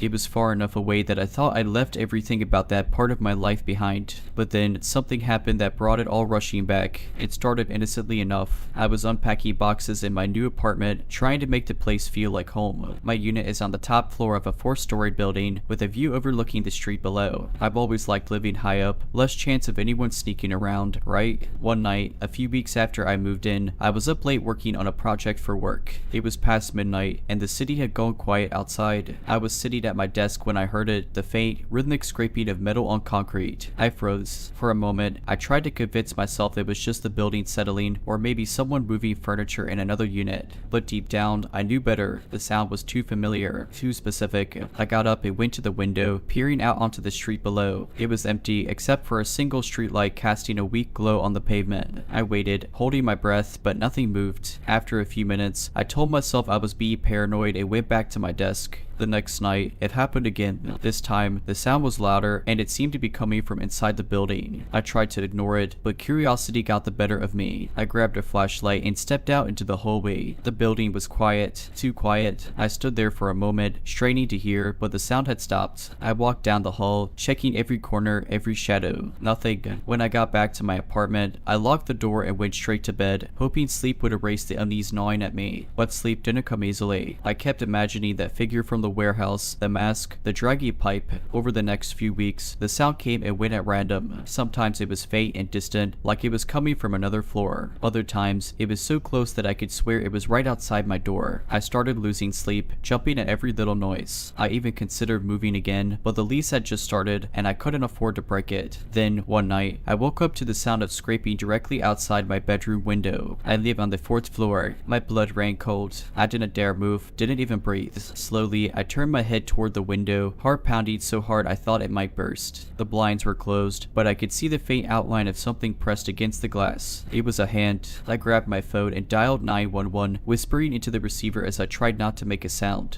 The operator assured me that help was on the way, but those few minutes felt like an eternity. I stayed frozen, staring at the window until I heard the sound of sirens in the distance. When the police arrived, they found no sign of anyone, no handprints on the glass, no evidence of someone climbing up the side of the building.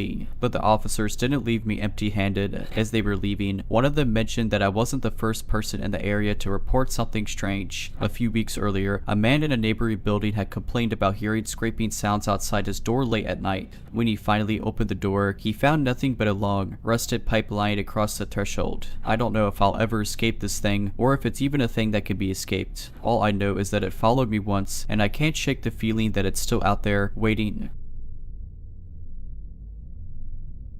It was Halloween night, and I was home alone handing out candy. My neighborhood is the kind of place where kids swarm the streets in costumes, their laughter filling the air. Parents linger at the end of driveways, chatting and sipping coffee from travel mugs. It's usually safe and lively, the perfect small town suburbia. Around 9:30 p.m., the crowd thinned out. The younger kids had gone home, and only the occasional group of teenagers came by. I was starting to pack up my decorations when I noticed a figure standing at the end of my driveway, just outside the halo of the street light. It wasn't unusual for older kids to trick or treat late, but this person was just standing there, not moving, not calling out for candy. They wore a tattered, old-fashioned costume, a dusty brown coat, wide-brimmed hat, and a mask that looked handmade, like a papier-mâché face frozen in a sad expression. "Hey there," I called out, trying to keep my voice light. "Want some candy before I close up?" No response. They tilted their head, almost like they were studying me. The chill ran down my spine. I tried to laugh it off, probably just some teenager messing around, but the way they stood, completely still except for the slight tilt of their head, was unnerving. "Okay, well, happy Halloween," I said, a little more forcefully this time, hoping they'd move on. But they didn't. Instead, they took a step closer, their footfall heavy enough to echo in the quiet night. I backed up to my door, keeping my eyes on them. Something felt wrong, terribly wrong. They didn't move like a teenager pulling a prank. Their steps were deliberate, slow, almost menacing. I slipped inside and locked the door, peeking out through the window. They were still there, now standing in the middle of my driveway, staring at the house. I turned off the porch light, hoping they'd get bored and leave. That's when I heard it, a faint, rhythmic tapping. I froze. This sound wasn't coming from the front door, but from the side of the house. My blood turned to ice. How could they have gotten there so fast? I crept to the side window, heart pounding. The figure was there, standing in the shadows. They raised their hand and tapped on the glass with something metal, a long, thin object, maybe a blade. The papier-mâché mask grinned at me now, the sad expression replaced with a grotesque, toothy smile that hadn't been there before. I backed away, grabbed my phone, and dialed 911. As I explained what was happening, the operator asked me to stay on the line. I couldn't hear her over the sudden pounding on my front door. I screamed, "They're trying to get in." I ran to the back of the house, locking myself in the bathroom. I could hear heavy footsteps now, circling the house, thudding against windows and doors. Then, silence. I stayed in the bathroom until the police arrived, trembling and clutching a pair of scissors. When they searched the property, they found nothing, no footprints, no signs of forced entry. It was like the stranger had vanished into thin air. The only clue they left behind was the mask, propped neatly on my porch. A single line was scrawled inside in shaky, black letters, "Sit next to her." I didn't sleep that night. How could I? Every creak in the house, every rustle of wind against the windows felt like a prelude to the stranger's return. I sat on the couch, clutching my phone and staring at the mask the police left behind as evidence. They assured me it was probably a Halloween prank gone too far, maybe a drunk teenager. But something about the precision, the unnatural way they moved and disappeared, didn't feel human. The next morning, I installed new locks and a security system, cameras, motion detectors, the works. My house turned into a fortress. Over the next few days, I obsessed over the footage, hoping for some clue. But there was nothing, no sign of anyone approaching the house or leaving the mask. A week passed, then two. I started to convince myself it really had been a Halloween prank. A weird, creepy one, but harmless in the end. I went back to my routine, though I never quite felt at ease. I avoided looking out windows at night, and my porch light stayed off long after Halloween decorations had come down around the neighborhood. And then, just as I was starting to forget, the knocking came again. It was late, well past midnight, and it wasn't coming from the front door this time. It was at my bedroom window. A steady, deliberate tap. I froze, too terrified to move. My bedroom is on the second floor. Gathering every ounce of courage, I inched toward the window and peeked through the blinds. My stomach dropped. The mask was there, pressed against the glass, staring straight at me. But this time, it wasn't alone. Behind the mask was a face, or at least what looked like one. Pale, almost translucent skin stretched over angular bones. Its eyes were wide, bulging, and impossibly dark. A thin, unnaturally long hand reached up and tapped the glass again, its fingers curling as if beckoning me closer. I stumbled backward, my phone slipping from my hand. I heard it laugh, a low, raspy sound that didn't belong to anything human. My instincts screamed at me to run, but where? It was outside my window, and I was trapped. The tapping stopped abruptly. I grabbed my phone and called the police, my voice shaking as I explained what was happening. As I spoke, I heard footsteps inside the house. The operator stayed on the line as I locked myself in the bathroom again, trying not to hyperventilate. The footsteps were heavy, purposeful, and they were getting closer. I thought I was going to die. Then, just as quickly as they started, they stopped. When the police arrived, they found nothing again, no sign of a break-in, no intruder, no mask at the window. I begged them to check the security footage, desperate for proof I wasn't losing my mind. They reviewed it, and that's when I saw their faces turn pale. They The cameras had captured the mask, but not just at the window. It was everywhere. One moment, it was on the porch, the next, in my backyard, then, somehow, at the top of my staircase. The final clip showed it staring directly into the camera, tilting its head in that same slow, deliberate way, and then the footage cut out. The police told me to stay somewhere else for the night. I packed a bag and went to my sister's house, but I didn't tell her everything. How could I? I didn't even understand what was happening myself. That was 2 months ago. I've since sold the house and moved to a new city, but I can't shake the feeling that I'm being watched.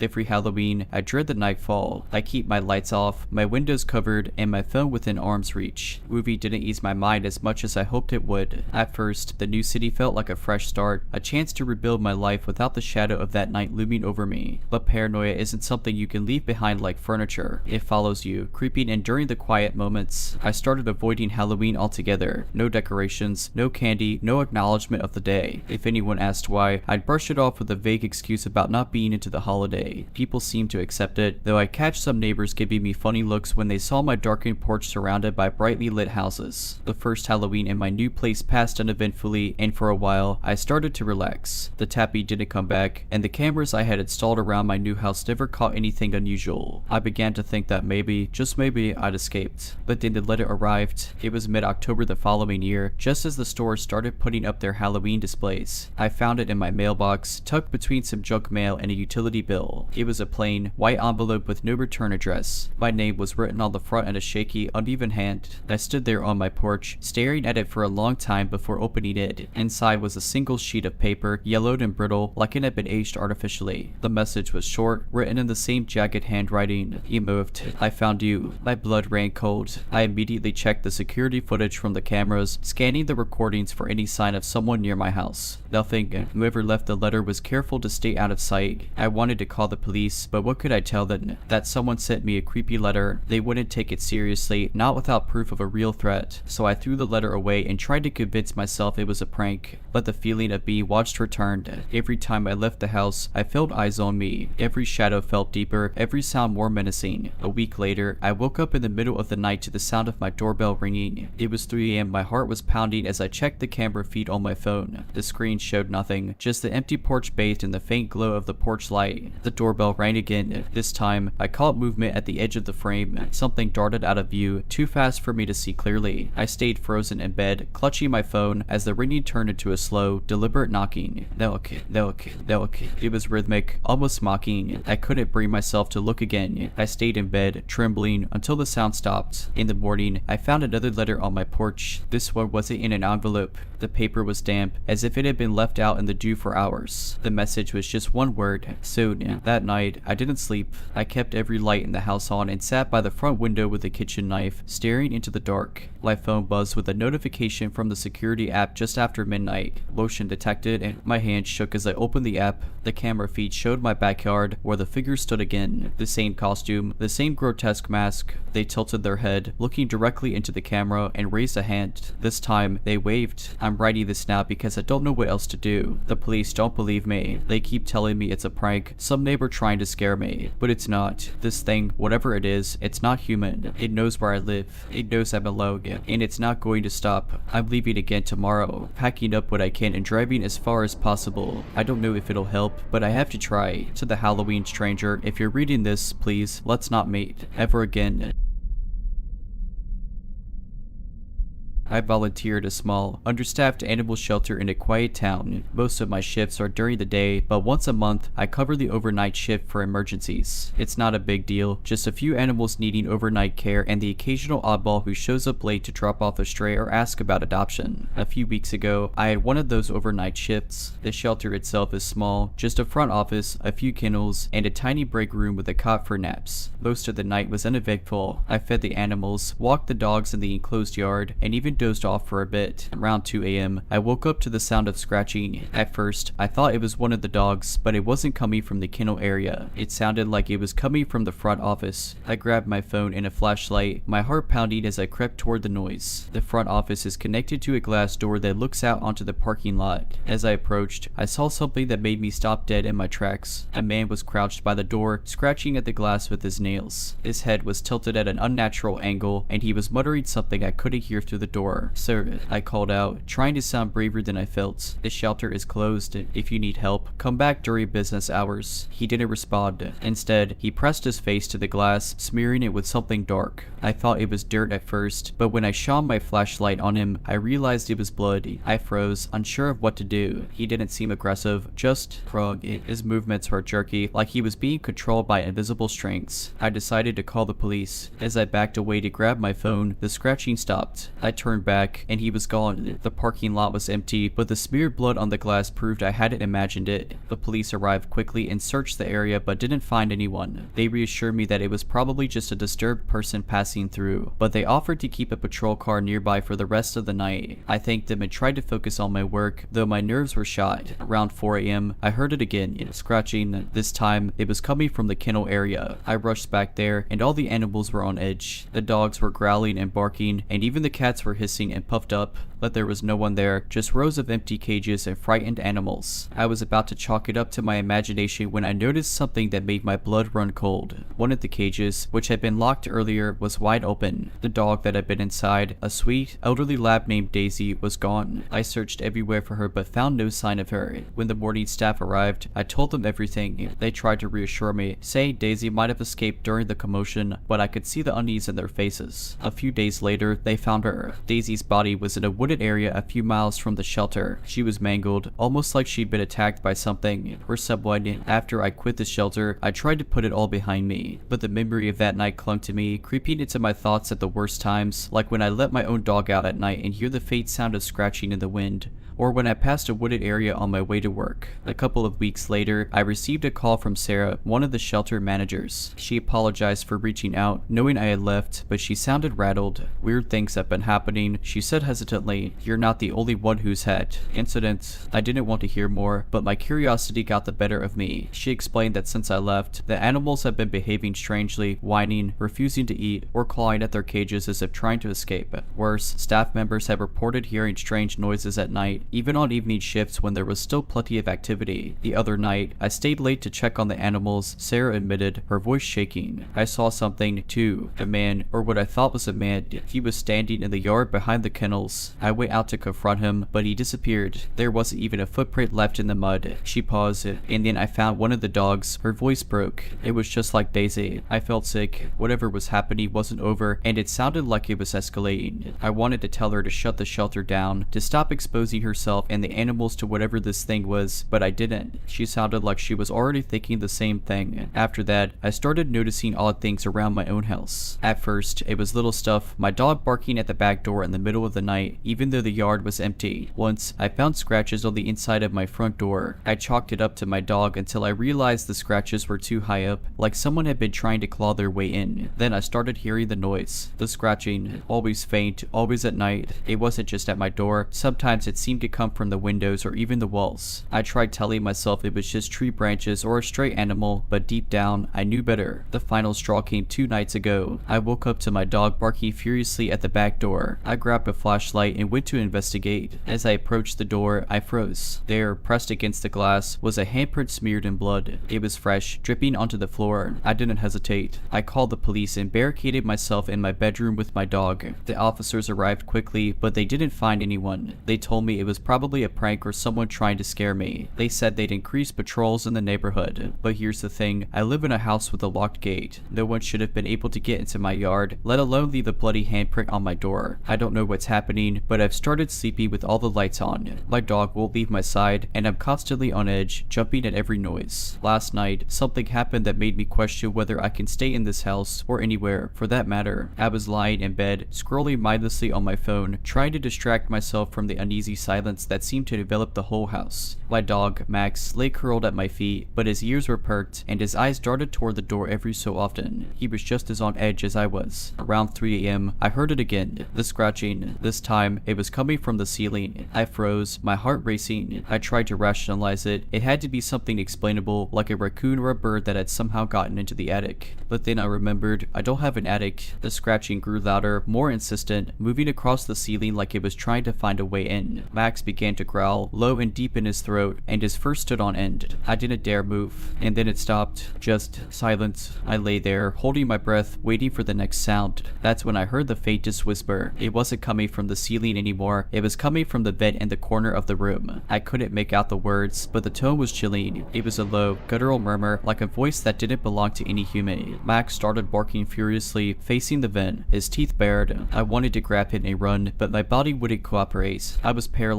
with fear. Suddenly, the vent cover popped off and clattered to the floor. Max lunged forward, barking wildly, but there was nothing there. The whispering had stopped, and the silence felt deafening. I grabbed my phone and dialed 911 with shaking hands. The dispatcher tried to keep me calm as I locked myself and Max in the bathroom, clutching a heavy flashlight as my only weapon. The police arrived within minutes and searched the house top to bottom. They found nothing, no signs of forced entry, no footprints, nothing in the vent. I know what I heard. I knew what Max saw. The officers tried to reassure me, but I could tell they thought I was losing it. Before they left, one of them pulled me aside and suggested I might want to consider staying with a friend or family member for a while. I think he could see the fear in my eyes. Today, I started packing. I don't know where I'll go, but I can't stay here. Whatever this thing is, it isn't just following me, it's getting bolder. I'm scared it won't stop until it gets what it wants. I've started doing some research into the shelter's history, hoping to find some kind of explanation. But so far, I've come up empty. I can't shake the feeling that whatever is happening started there, and I can't help but feel responsible for the animals and people who are still there. To the man, or the thing, I don't know what you are or why you've chosen me, but please, for both of our sakes, let's not meet again.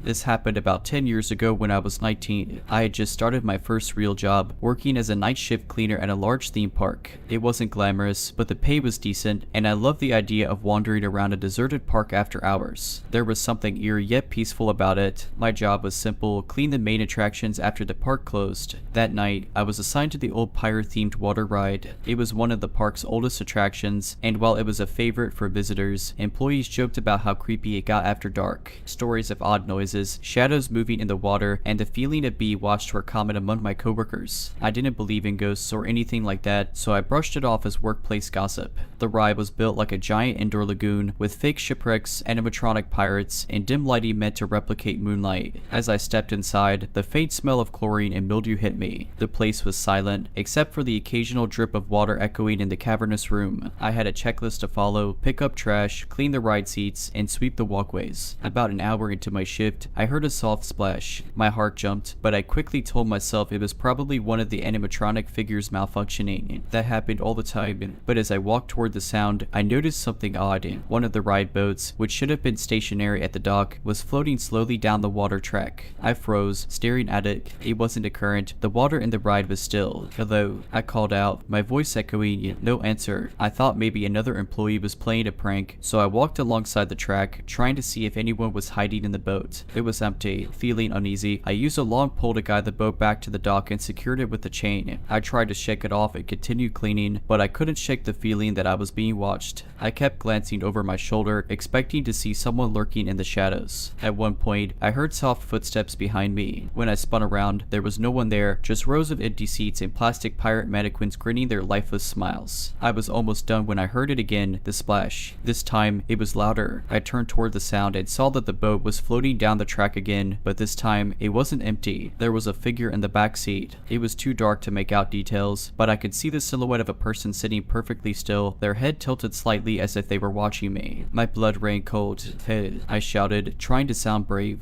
"The park's closed. You're not supposed to be here." The figure didn't respond. They didn't move at all. I backed up, reaching for my radio to call security, but before I could, the boat rounded a corner and disappeared into the darkness of the ride's tunnel. I didn't know what to do. Part of me wanted to run out of there and never come back, but I couldn't just leave someone in the ride. Against my better judgment, I grabbed a flashlight and followed the boat. The tunnel was pitch black except for the weak beam of my flashlight. The air was damp and smelled worse than before, like stagnant water. I could hear the faint creak of the boat further ahead but couldn't see it. "Sir, you need to come out now." My voice echoed unnaturally in the narrow space. Still no response. I turned a corner and my flashlight flickered just for a second. That's when I saw it. The boat was stopped in the middle of the the track. The figure was gone, but in the water beside it, I saw ripples like someone had just slipped under the surface. I froze, my flashlight shaking in my hand. Then I heard the soft, deliberate sound of wet footsteps behind me. I didn't turn around. I couldn't. I just ran. I ran so fast I nearly slipped on the damp floor, my heart pounding like it would burst out of my chest. I didn't stop until I was outside the ride, gasping for air. I radioed security and told them someone was inside the attraction. They searched the entire ride and found nothing. No boats out of place, no signs of anyone being there. When I told them what I saw, they exchanged uneasy glances but didn't say much. I quit a week later. For weeks after I quit, I couldn't get that night out of my head. I kept replaying the events, trying to come up with a logical explanation. Maybe it was just a prank, some overzealous thrill seeker who snuck into the park. But every time I tried to rationalize it, I was left with more questions than answers. Why didn't security find anyone? How did the boat unchain itself twice? And most of all, who or what was in that water? I decided to do some digging. I reached out to a former coworker who had been at the park for years. We'll call her Maria. She wasn't surprised when I told her why I left, and her reaction made me uneasy. Let me guess, she said, you were on the pirate ride? Yeah, I replied.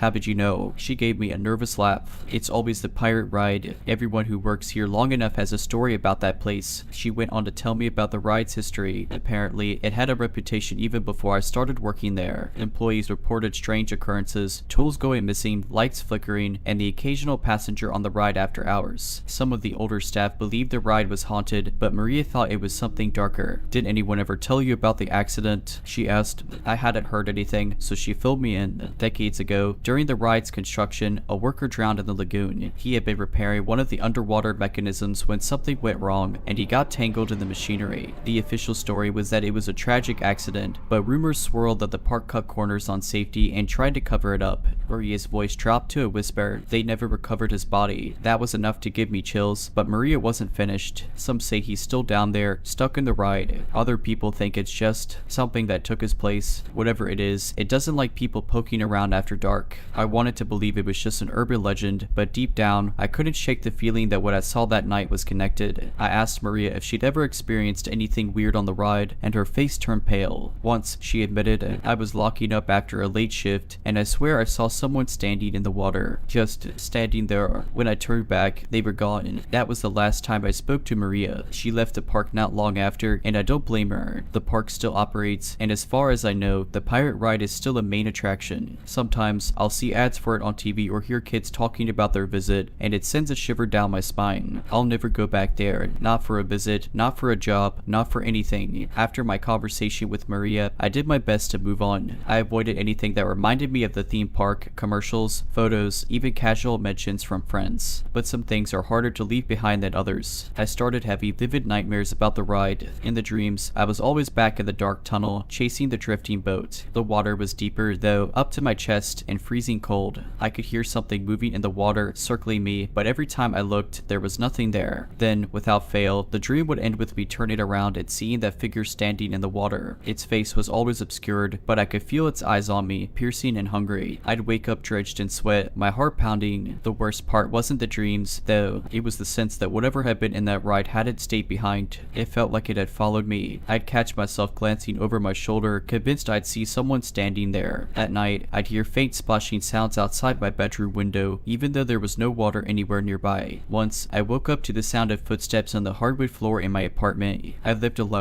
I tried to rationalize it as stress, residual anxiety from the experience. But deep down, I knew better. This wasn't in my head. Something was wrong. One night, about 3 months after I quit, I got a call from an unknown number. I wouldn't normally answer, but something compelled me to pick up. A man's voice, calm but cold, spoke on the other end. Stay away from the water, he said. Then the line went dead. I sat there, staring at my phone, my heart racing. Who would say something like that? Was it a prank? Or was it a warning? I tried calling the number back, but it went straight to voicemail. I'd even asked Maria if she'd ever heard of anything like this happening to former employees. She hadn't, but she seemed genuinely scared for me. Whatever you do, she said, don't go back to the park. Don't even think about it. I wish I could say I took her advice, but the nightmares, the paranoia, it was driving me insane. I needed closure. I needed answers. A few weeks later, I made a terrible decision. I went back. The park was closed for renovations at the time, so I snuck in late one night. I told myself I was just going to take a quick look around the pirate ride, maybe prove to myself that it was all in my head. But the second I stepped inside the building, I knew I'd made a mistake. The air was heavy, oppressive, and the faint smell of mildew hit me like a wall. The ride was eerily silent, even more so than I remembered. The water was still, reflecting the dim emergency lights like a black mirror. I walked along the track, my footsteps echoing in the cavernous room. Everything looked the same as it had the night I quit, except for one thing, the boat. It was already floating in the water, bobbing gently as if it were waiting for me. My breath caught in my throat. I wanted to turn and run, but my legs wouldn't move. It felt like I was being pulled forward toward the boat. Before I knew it, I was stepping into it, sitting down in the front seat. The moment I did, the boat started moving. I didn't scream. I didn't call out. I just sat there, frozen, as the boat carried me through the ride. The animatronics were still, their eyes lifeless, their painted smiles mocking me. The air grew colder the deeper we went, and the sound of the water lapping against the boat grew louder, almost deafening. Then we entered the tunnel. It was darker than I remembered, the air damp and suffocating. I could hear something moving in the water, keeping pace with the boat. I gripped the edge of the seat, my knuckles white, and forced myself to look. That's when I saw it. The figure was there, rising slowly from the water, its face shrouded in darkness. But this time, it wasn't alone. There were others, dozens of them, emerging from the depths, their pale, bloated faces contorted in silent screams. They surrounded the boat, their eyes fixed on me, unblinking and full of malice. I don't remember how I got out. The next thing I knew, I was outside the ride, gasping for air and trembling uncontrollably. My clothes were soaked, and my phone was gone. I ran out of the park and didn't stop until I reached my car. I haven't been back since, and I don't plan to. The nightmares have stopped, but I still hear the occasional splash or faint footsteps at night. Maybe it's my imagination, or maybe it's something worse. To anyone reading this, if you ever find yourself at a theme park late at night, do yourself a favor, stay far away from the pirate ride, into whatever I saw in that tunnel, to the thing that followed me home.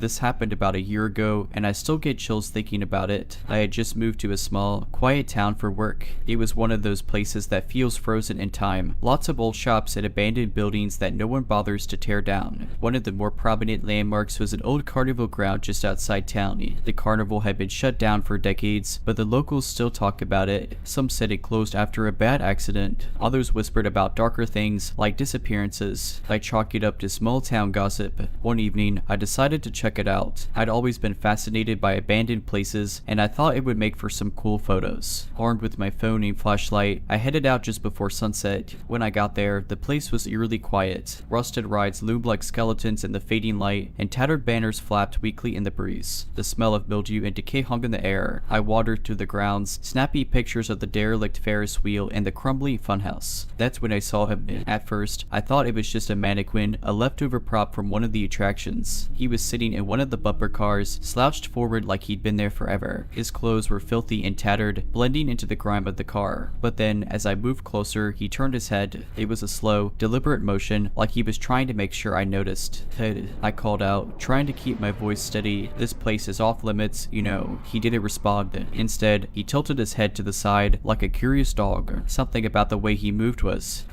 too smooth, too deliberate. I backed away, my heart pounding. My flashlight beam wavered as I tried to focus it on him, but it barely seemed to touch him. It was like the shadows around him were alive, swallowing the light. Then he stood up. He was tall, much taller than I'd expected, and his limbs seemed to stretch unnaturally as he unfolded himself from the car. He started walking toward me, slow and deliberate, his footsteps echoing louder than they should have in the empty space. I turned and ran. The carnival felt like a maze in the dark. Rides and stalls loomed out of the shadows, and I kept tripping over debris. I could hear his footsteps behind me, steady and relentless, no matter how fast I ran. Finally, I burst out onto the main road, gasping for air. When I looked back, the entrance to the carnival was dark and empty, no sign of him. I told a coworker about it the next day, and they went pale. "You went there?" they asked, their voice trembling. "Nobody goes to the old carnival. People who do don't always come back." I wish I could say that was the end of it, but it wasn't. A couple of weeks passed, and I did my best to forget about the carnival. I threw myself into work and avoided talking about it. The nightmares were fewer and farther between, and I started convincing myself it had just been my imagination. Maybe it was some drifter who liked squatting there. Maybe the shadows had just played tricks on me. But then, things started happening. It began with the photos I had taken that night. I hadn't dared to look at them until I felt a little braver, but when I finally opened the gallery on my phone, my stomach dropped. Every picture from the carnival was corrupted. At first, I thought it was a glitch, static and streaks of light smearing across the images. But as I flipped through them, I noticed shapes, faces. They weren't clear, but they were there, twisted, grotesque faces faces staring back at me from the shadows of the rides. I deleted them all. That night, I woke up to a sound. It was faint at first, like distant footsteps. My heart raced as I lay there, straining to listen. The sound grew louder. It wasn't coming from inside the house, but from outside, on the street. I peered through the blinds, my breath caught in my throat. The street was empty, bathed in the pale glow of a flickering street lamp.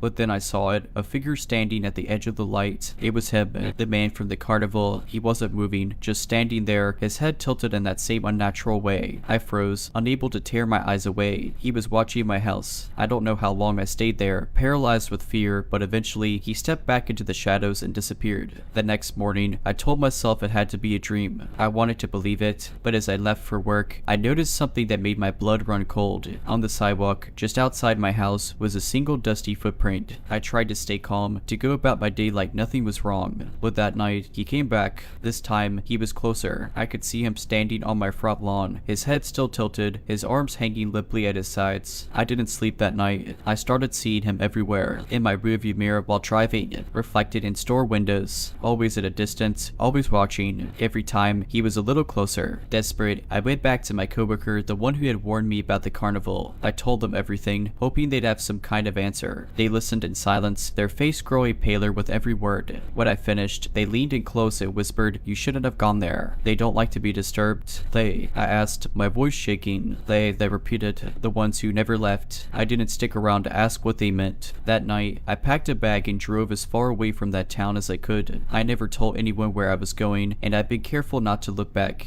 But sometimes, I still feel like I'm being watched. The other day, I found a dusty footprint outside my new apartment. I tried to convince myself it was just paranoia. Maybe the footprint was from a passing delivery person or some kid cutting through the complex. But deep down, I knew better. I hadn't seen him since I left that town, but the feeling of being watched had never entirely gone away. The next few weeks were uneventful, or so I thought. I tried to settle into my new life, keeping my head down and avoiding anything that might stir up trouble. But the signs started creeping back in. One night, as I was coming home from work, I found my front door slightly ajar. I froze on the spot, my pulse racing. I was sure I had locked it before leaving. Cautiously, I stepped inside. Nothing seemed out of place at first glance, but as I moved through the apartment, I noticed a strange smell, like damp earth and old wood. It was faint but unmistakable. Then I saw it. On my kitchen counter, in the middle of the otherwise spotless surface, was a small, rusted token. It looked like one of those old carnival tokens, with faded lettering and an unreadable design stamped into the metal. I didn't touch it. Instead, I packed a bag, left the apartment, and checked into a hotel. I told myself I'd deal with it in the morning, but when I returned the next day, the token was gone. That's when I started hearing the music. At first, it was faint, barely audible over the hum of my apartment. It sounded like an old carnival organ, playing a warped and disjointed melody. It only ever came at night, and it always seemed to be just out of reach, coming from the next room, or the hallway, or even the street outside. I called the building manager, thinking maybe it was a neighbor playing music, but they looked at me like I was crazy. The apartments around mine were vacant. One night, I couldn't take it anymore. The music was louder than ever, and it felt like it was coming from inside my bedroom. I grabbed my flashlight and swung the beam around the room, desperate to find the source. That's when I saw him. He was standing in the corner, half shrouded in shadow. His body seemed taller than before, his limbs impossibly long and thin. His face was obscured, but I could feel his eyes on me. I froze, my hands shaking so badly that the flashlight beam danced erratically across the walls. The music grew louder, a cacophony of distorted notes that made my head throb. Then he moved, not toward me, but closer to the wall. His hand reached out, impossibly long fingers brushing the plaster, and then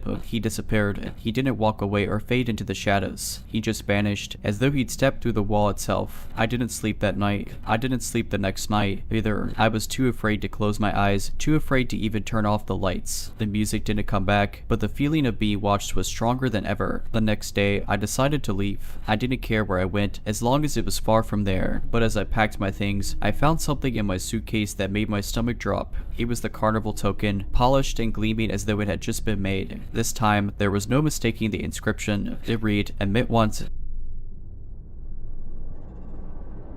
When I was 15, my younger brother, Josh, begged me to take him to the park one evening. It wasn't far from our house, and we'd gone there countless times during the day, but tonight was different. The park was deserted, and the playground, usually bursting with kids, was eerily still. Josh was obsessed with the new jungle gym. It was massive, with tunnels, slides, and rope bridges. He dashed toward it, leaving me to sit on one of the benches. I scrolled through my phone while keeping an eye on him. The faint squeak of the swings and the rustle of the wind were the only sounds. About 10 minutes in, I heard Josh laughing. Not his usual laugh, though it sounded off like he was trying too hard. I looked up and saw him perched at the top of the jungle gym, staring down at one of the slides. "Josh, what's so funny?" I called. "There's a man down there," he said, his voice tinged with excitement. I froze. The playground was empty when we arrived. "What do you mean?" "He's funny. He keeps poking his head out and then hiding again," Josh giggled, pointing toward the covered spiral slide. I couldn't see anything from where I was sitting. "Come down here now," I said, trying to keep my voice steady.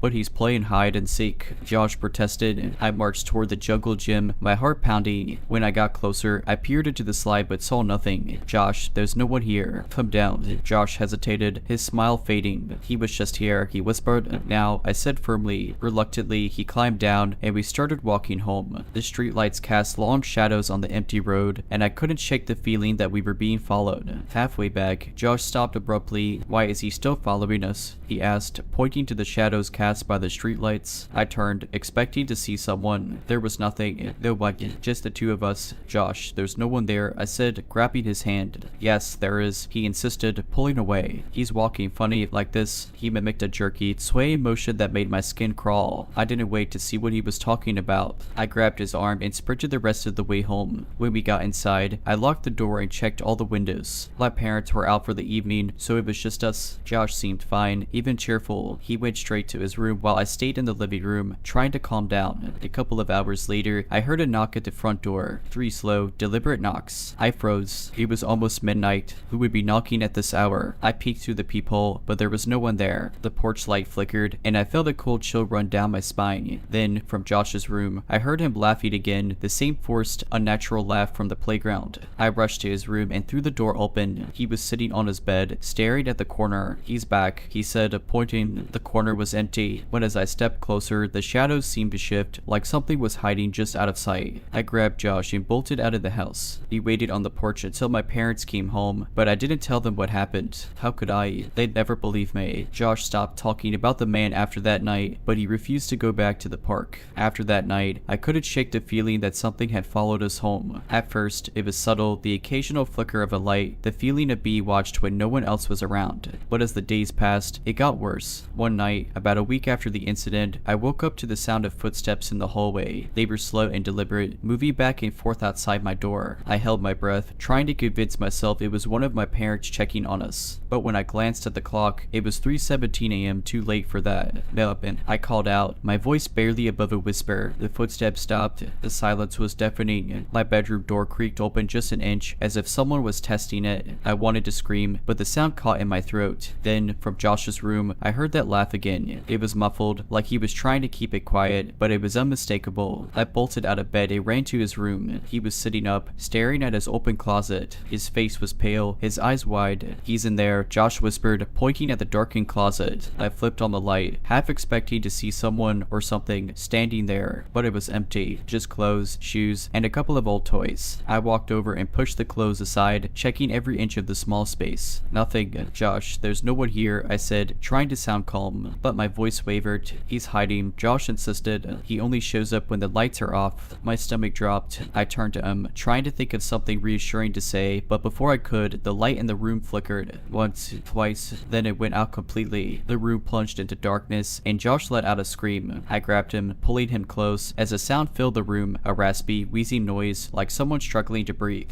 It was coming from the closet. I fumbled for my phone, using its flashlight to illuminate the room. The closet door was swinging slightly, even though there was no draft. The wheezing sound stopped abruptly, replaced by silence. And then, from behind me, I heard a whisper. "Found you." I spun around, shining the flashlight in every direction. Nothing, but Josh was shaking, clutching me tightly, tears streaming down his face. "He's here," he sobbed. "He's here." I didn't sleep that night. I stayed awake, holding Josh, my eyes fixed on the closet. By morning, the room looked normal again, as if nothing had happened. But I knew better. That day, I told my parents everything. At first, they thought I was imagining things, but when they saw how terrified Josh was, they started to believe something was wrong. My dad called a family friend who was a pastor, and he came over to bless the house. For a while, things seemed to settle down, but every now and then, I still feel it, the cold air, the flickering lights, the sense that someone is watching. Josh won't sleep in his room anymore, and I can't blame him. We never went back to the park, and I avoid driving past it when I can. Life returned to a strange sort of normal after the pastor blessed the house. The heavy feeling that had hung over everything seemed to dissipate, and for a while, I let myself believe it was over. Josh started sleeping in the guest room, and I stopped hearing his unsettling laughter in the middle of the night, but I could tell he still wasn't okay. He was quieter, more withdrawn, and he refused to be alone, even during the day. Every shadow, every creak of the house made him jump. One evening, a few weeks after the blessing, I was cleaning up the living room while my parents were out, and Josh was sitting on the couch, coloring. The TV was on in the background, and everything felt there,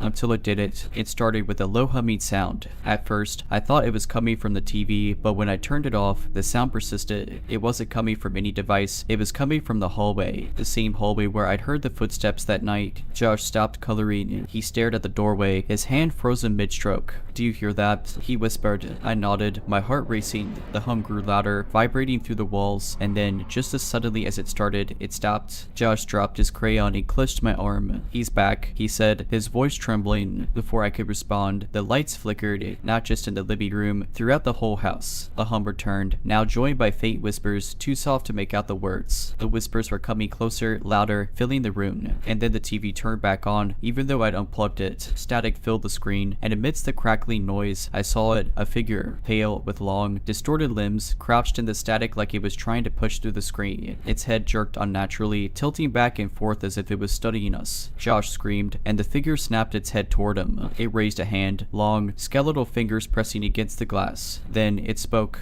"Why did you leave me?" The voice was deep, guttural, and filled with a strange kind of sorrow. The lights flickered violently, and the air grew heavy, oppressive. I grabbed Josh and bolted for the door, but it wouldn't open. The handle wouldn't budge, no matter how hard I pulled. Behind us, the static grew louder. I turned to see the figure now pressing its face against the screen, its mouth stretched impossibly wide, as if it was screaming silently. The whispers turned into a deafening roar, and then everything went black. I woke up on the living room floor, with Josh curled up beside me. The house was quiet, and the lights were back to normal. The TV was off, the cord still lying on the ground where I'd unplugged it. For a moment, I thought it had been a dream, until I saw the scratches. 4 long, jagged scratches ran across the living room wall, as if something had tried to claw its way out. Josh wouldn't talk about what happened, but I could see the fear in his eyes. He didn't need to say anything. I knew he'd said it too. We moved out of that house a month later. My parents thought it was just because we needed a change, that the new house would help Josh and me move past whatever had scared us so badly. But it didn't matter where we went. The thing followed us. Alright, but that's it. I hope you enjoyed this video. If you did, make sure to subscribe to my channel, like this video, and comment something down below. But as always, Have a nice day.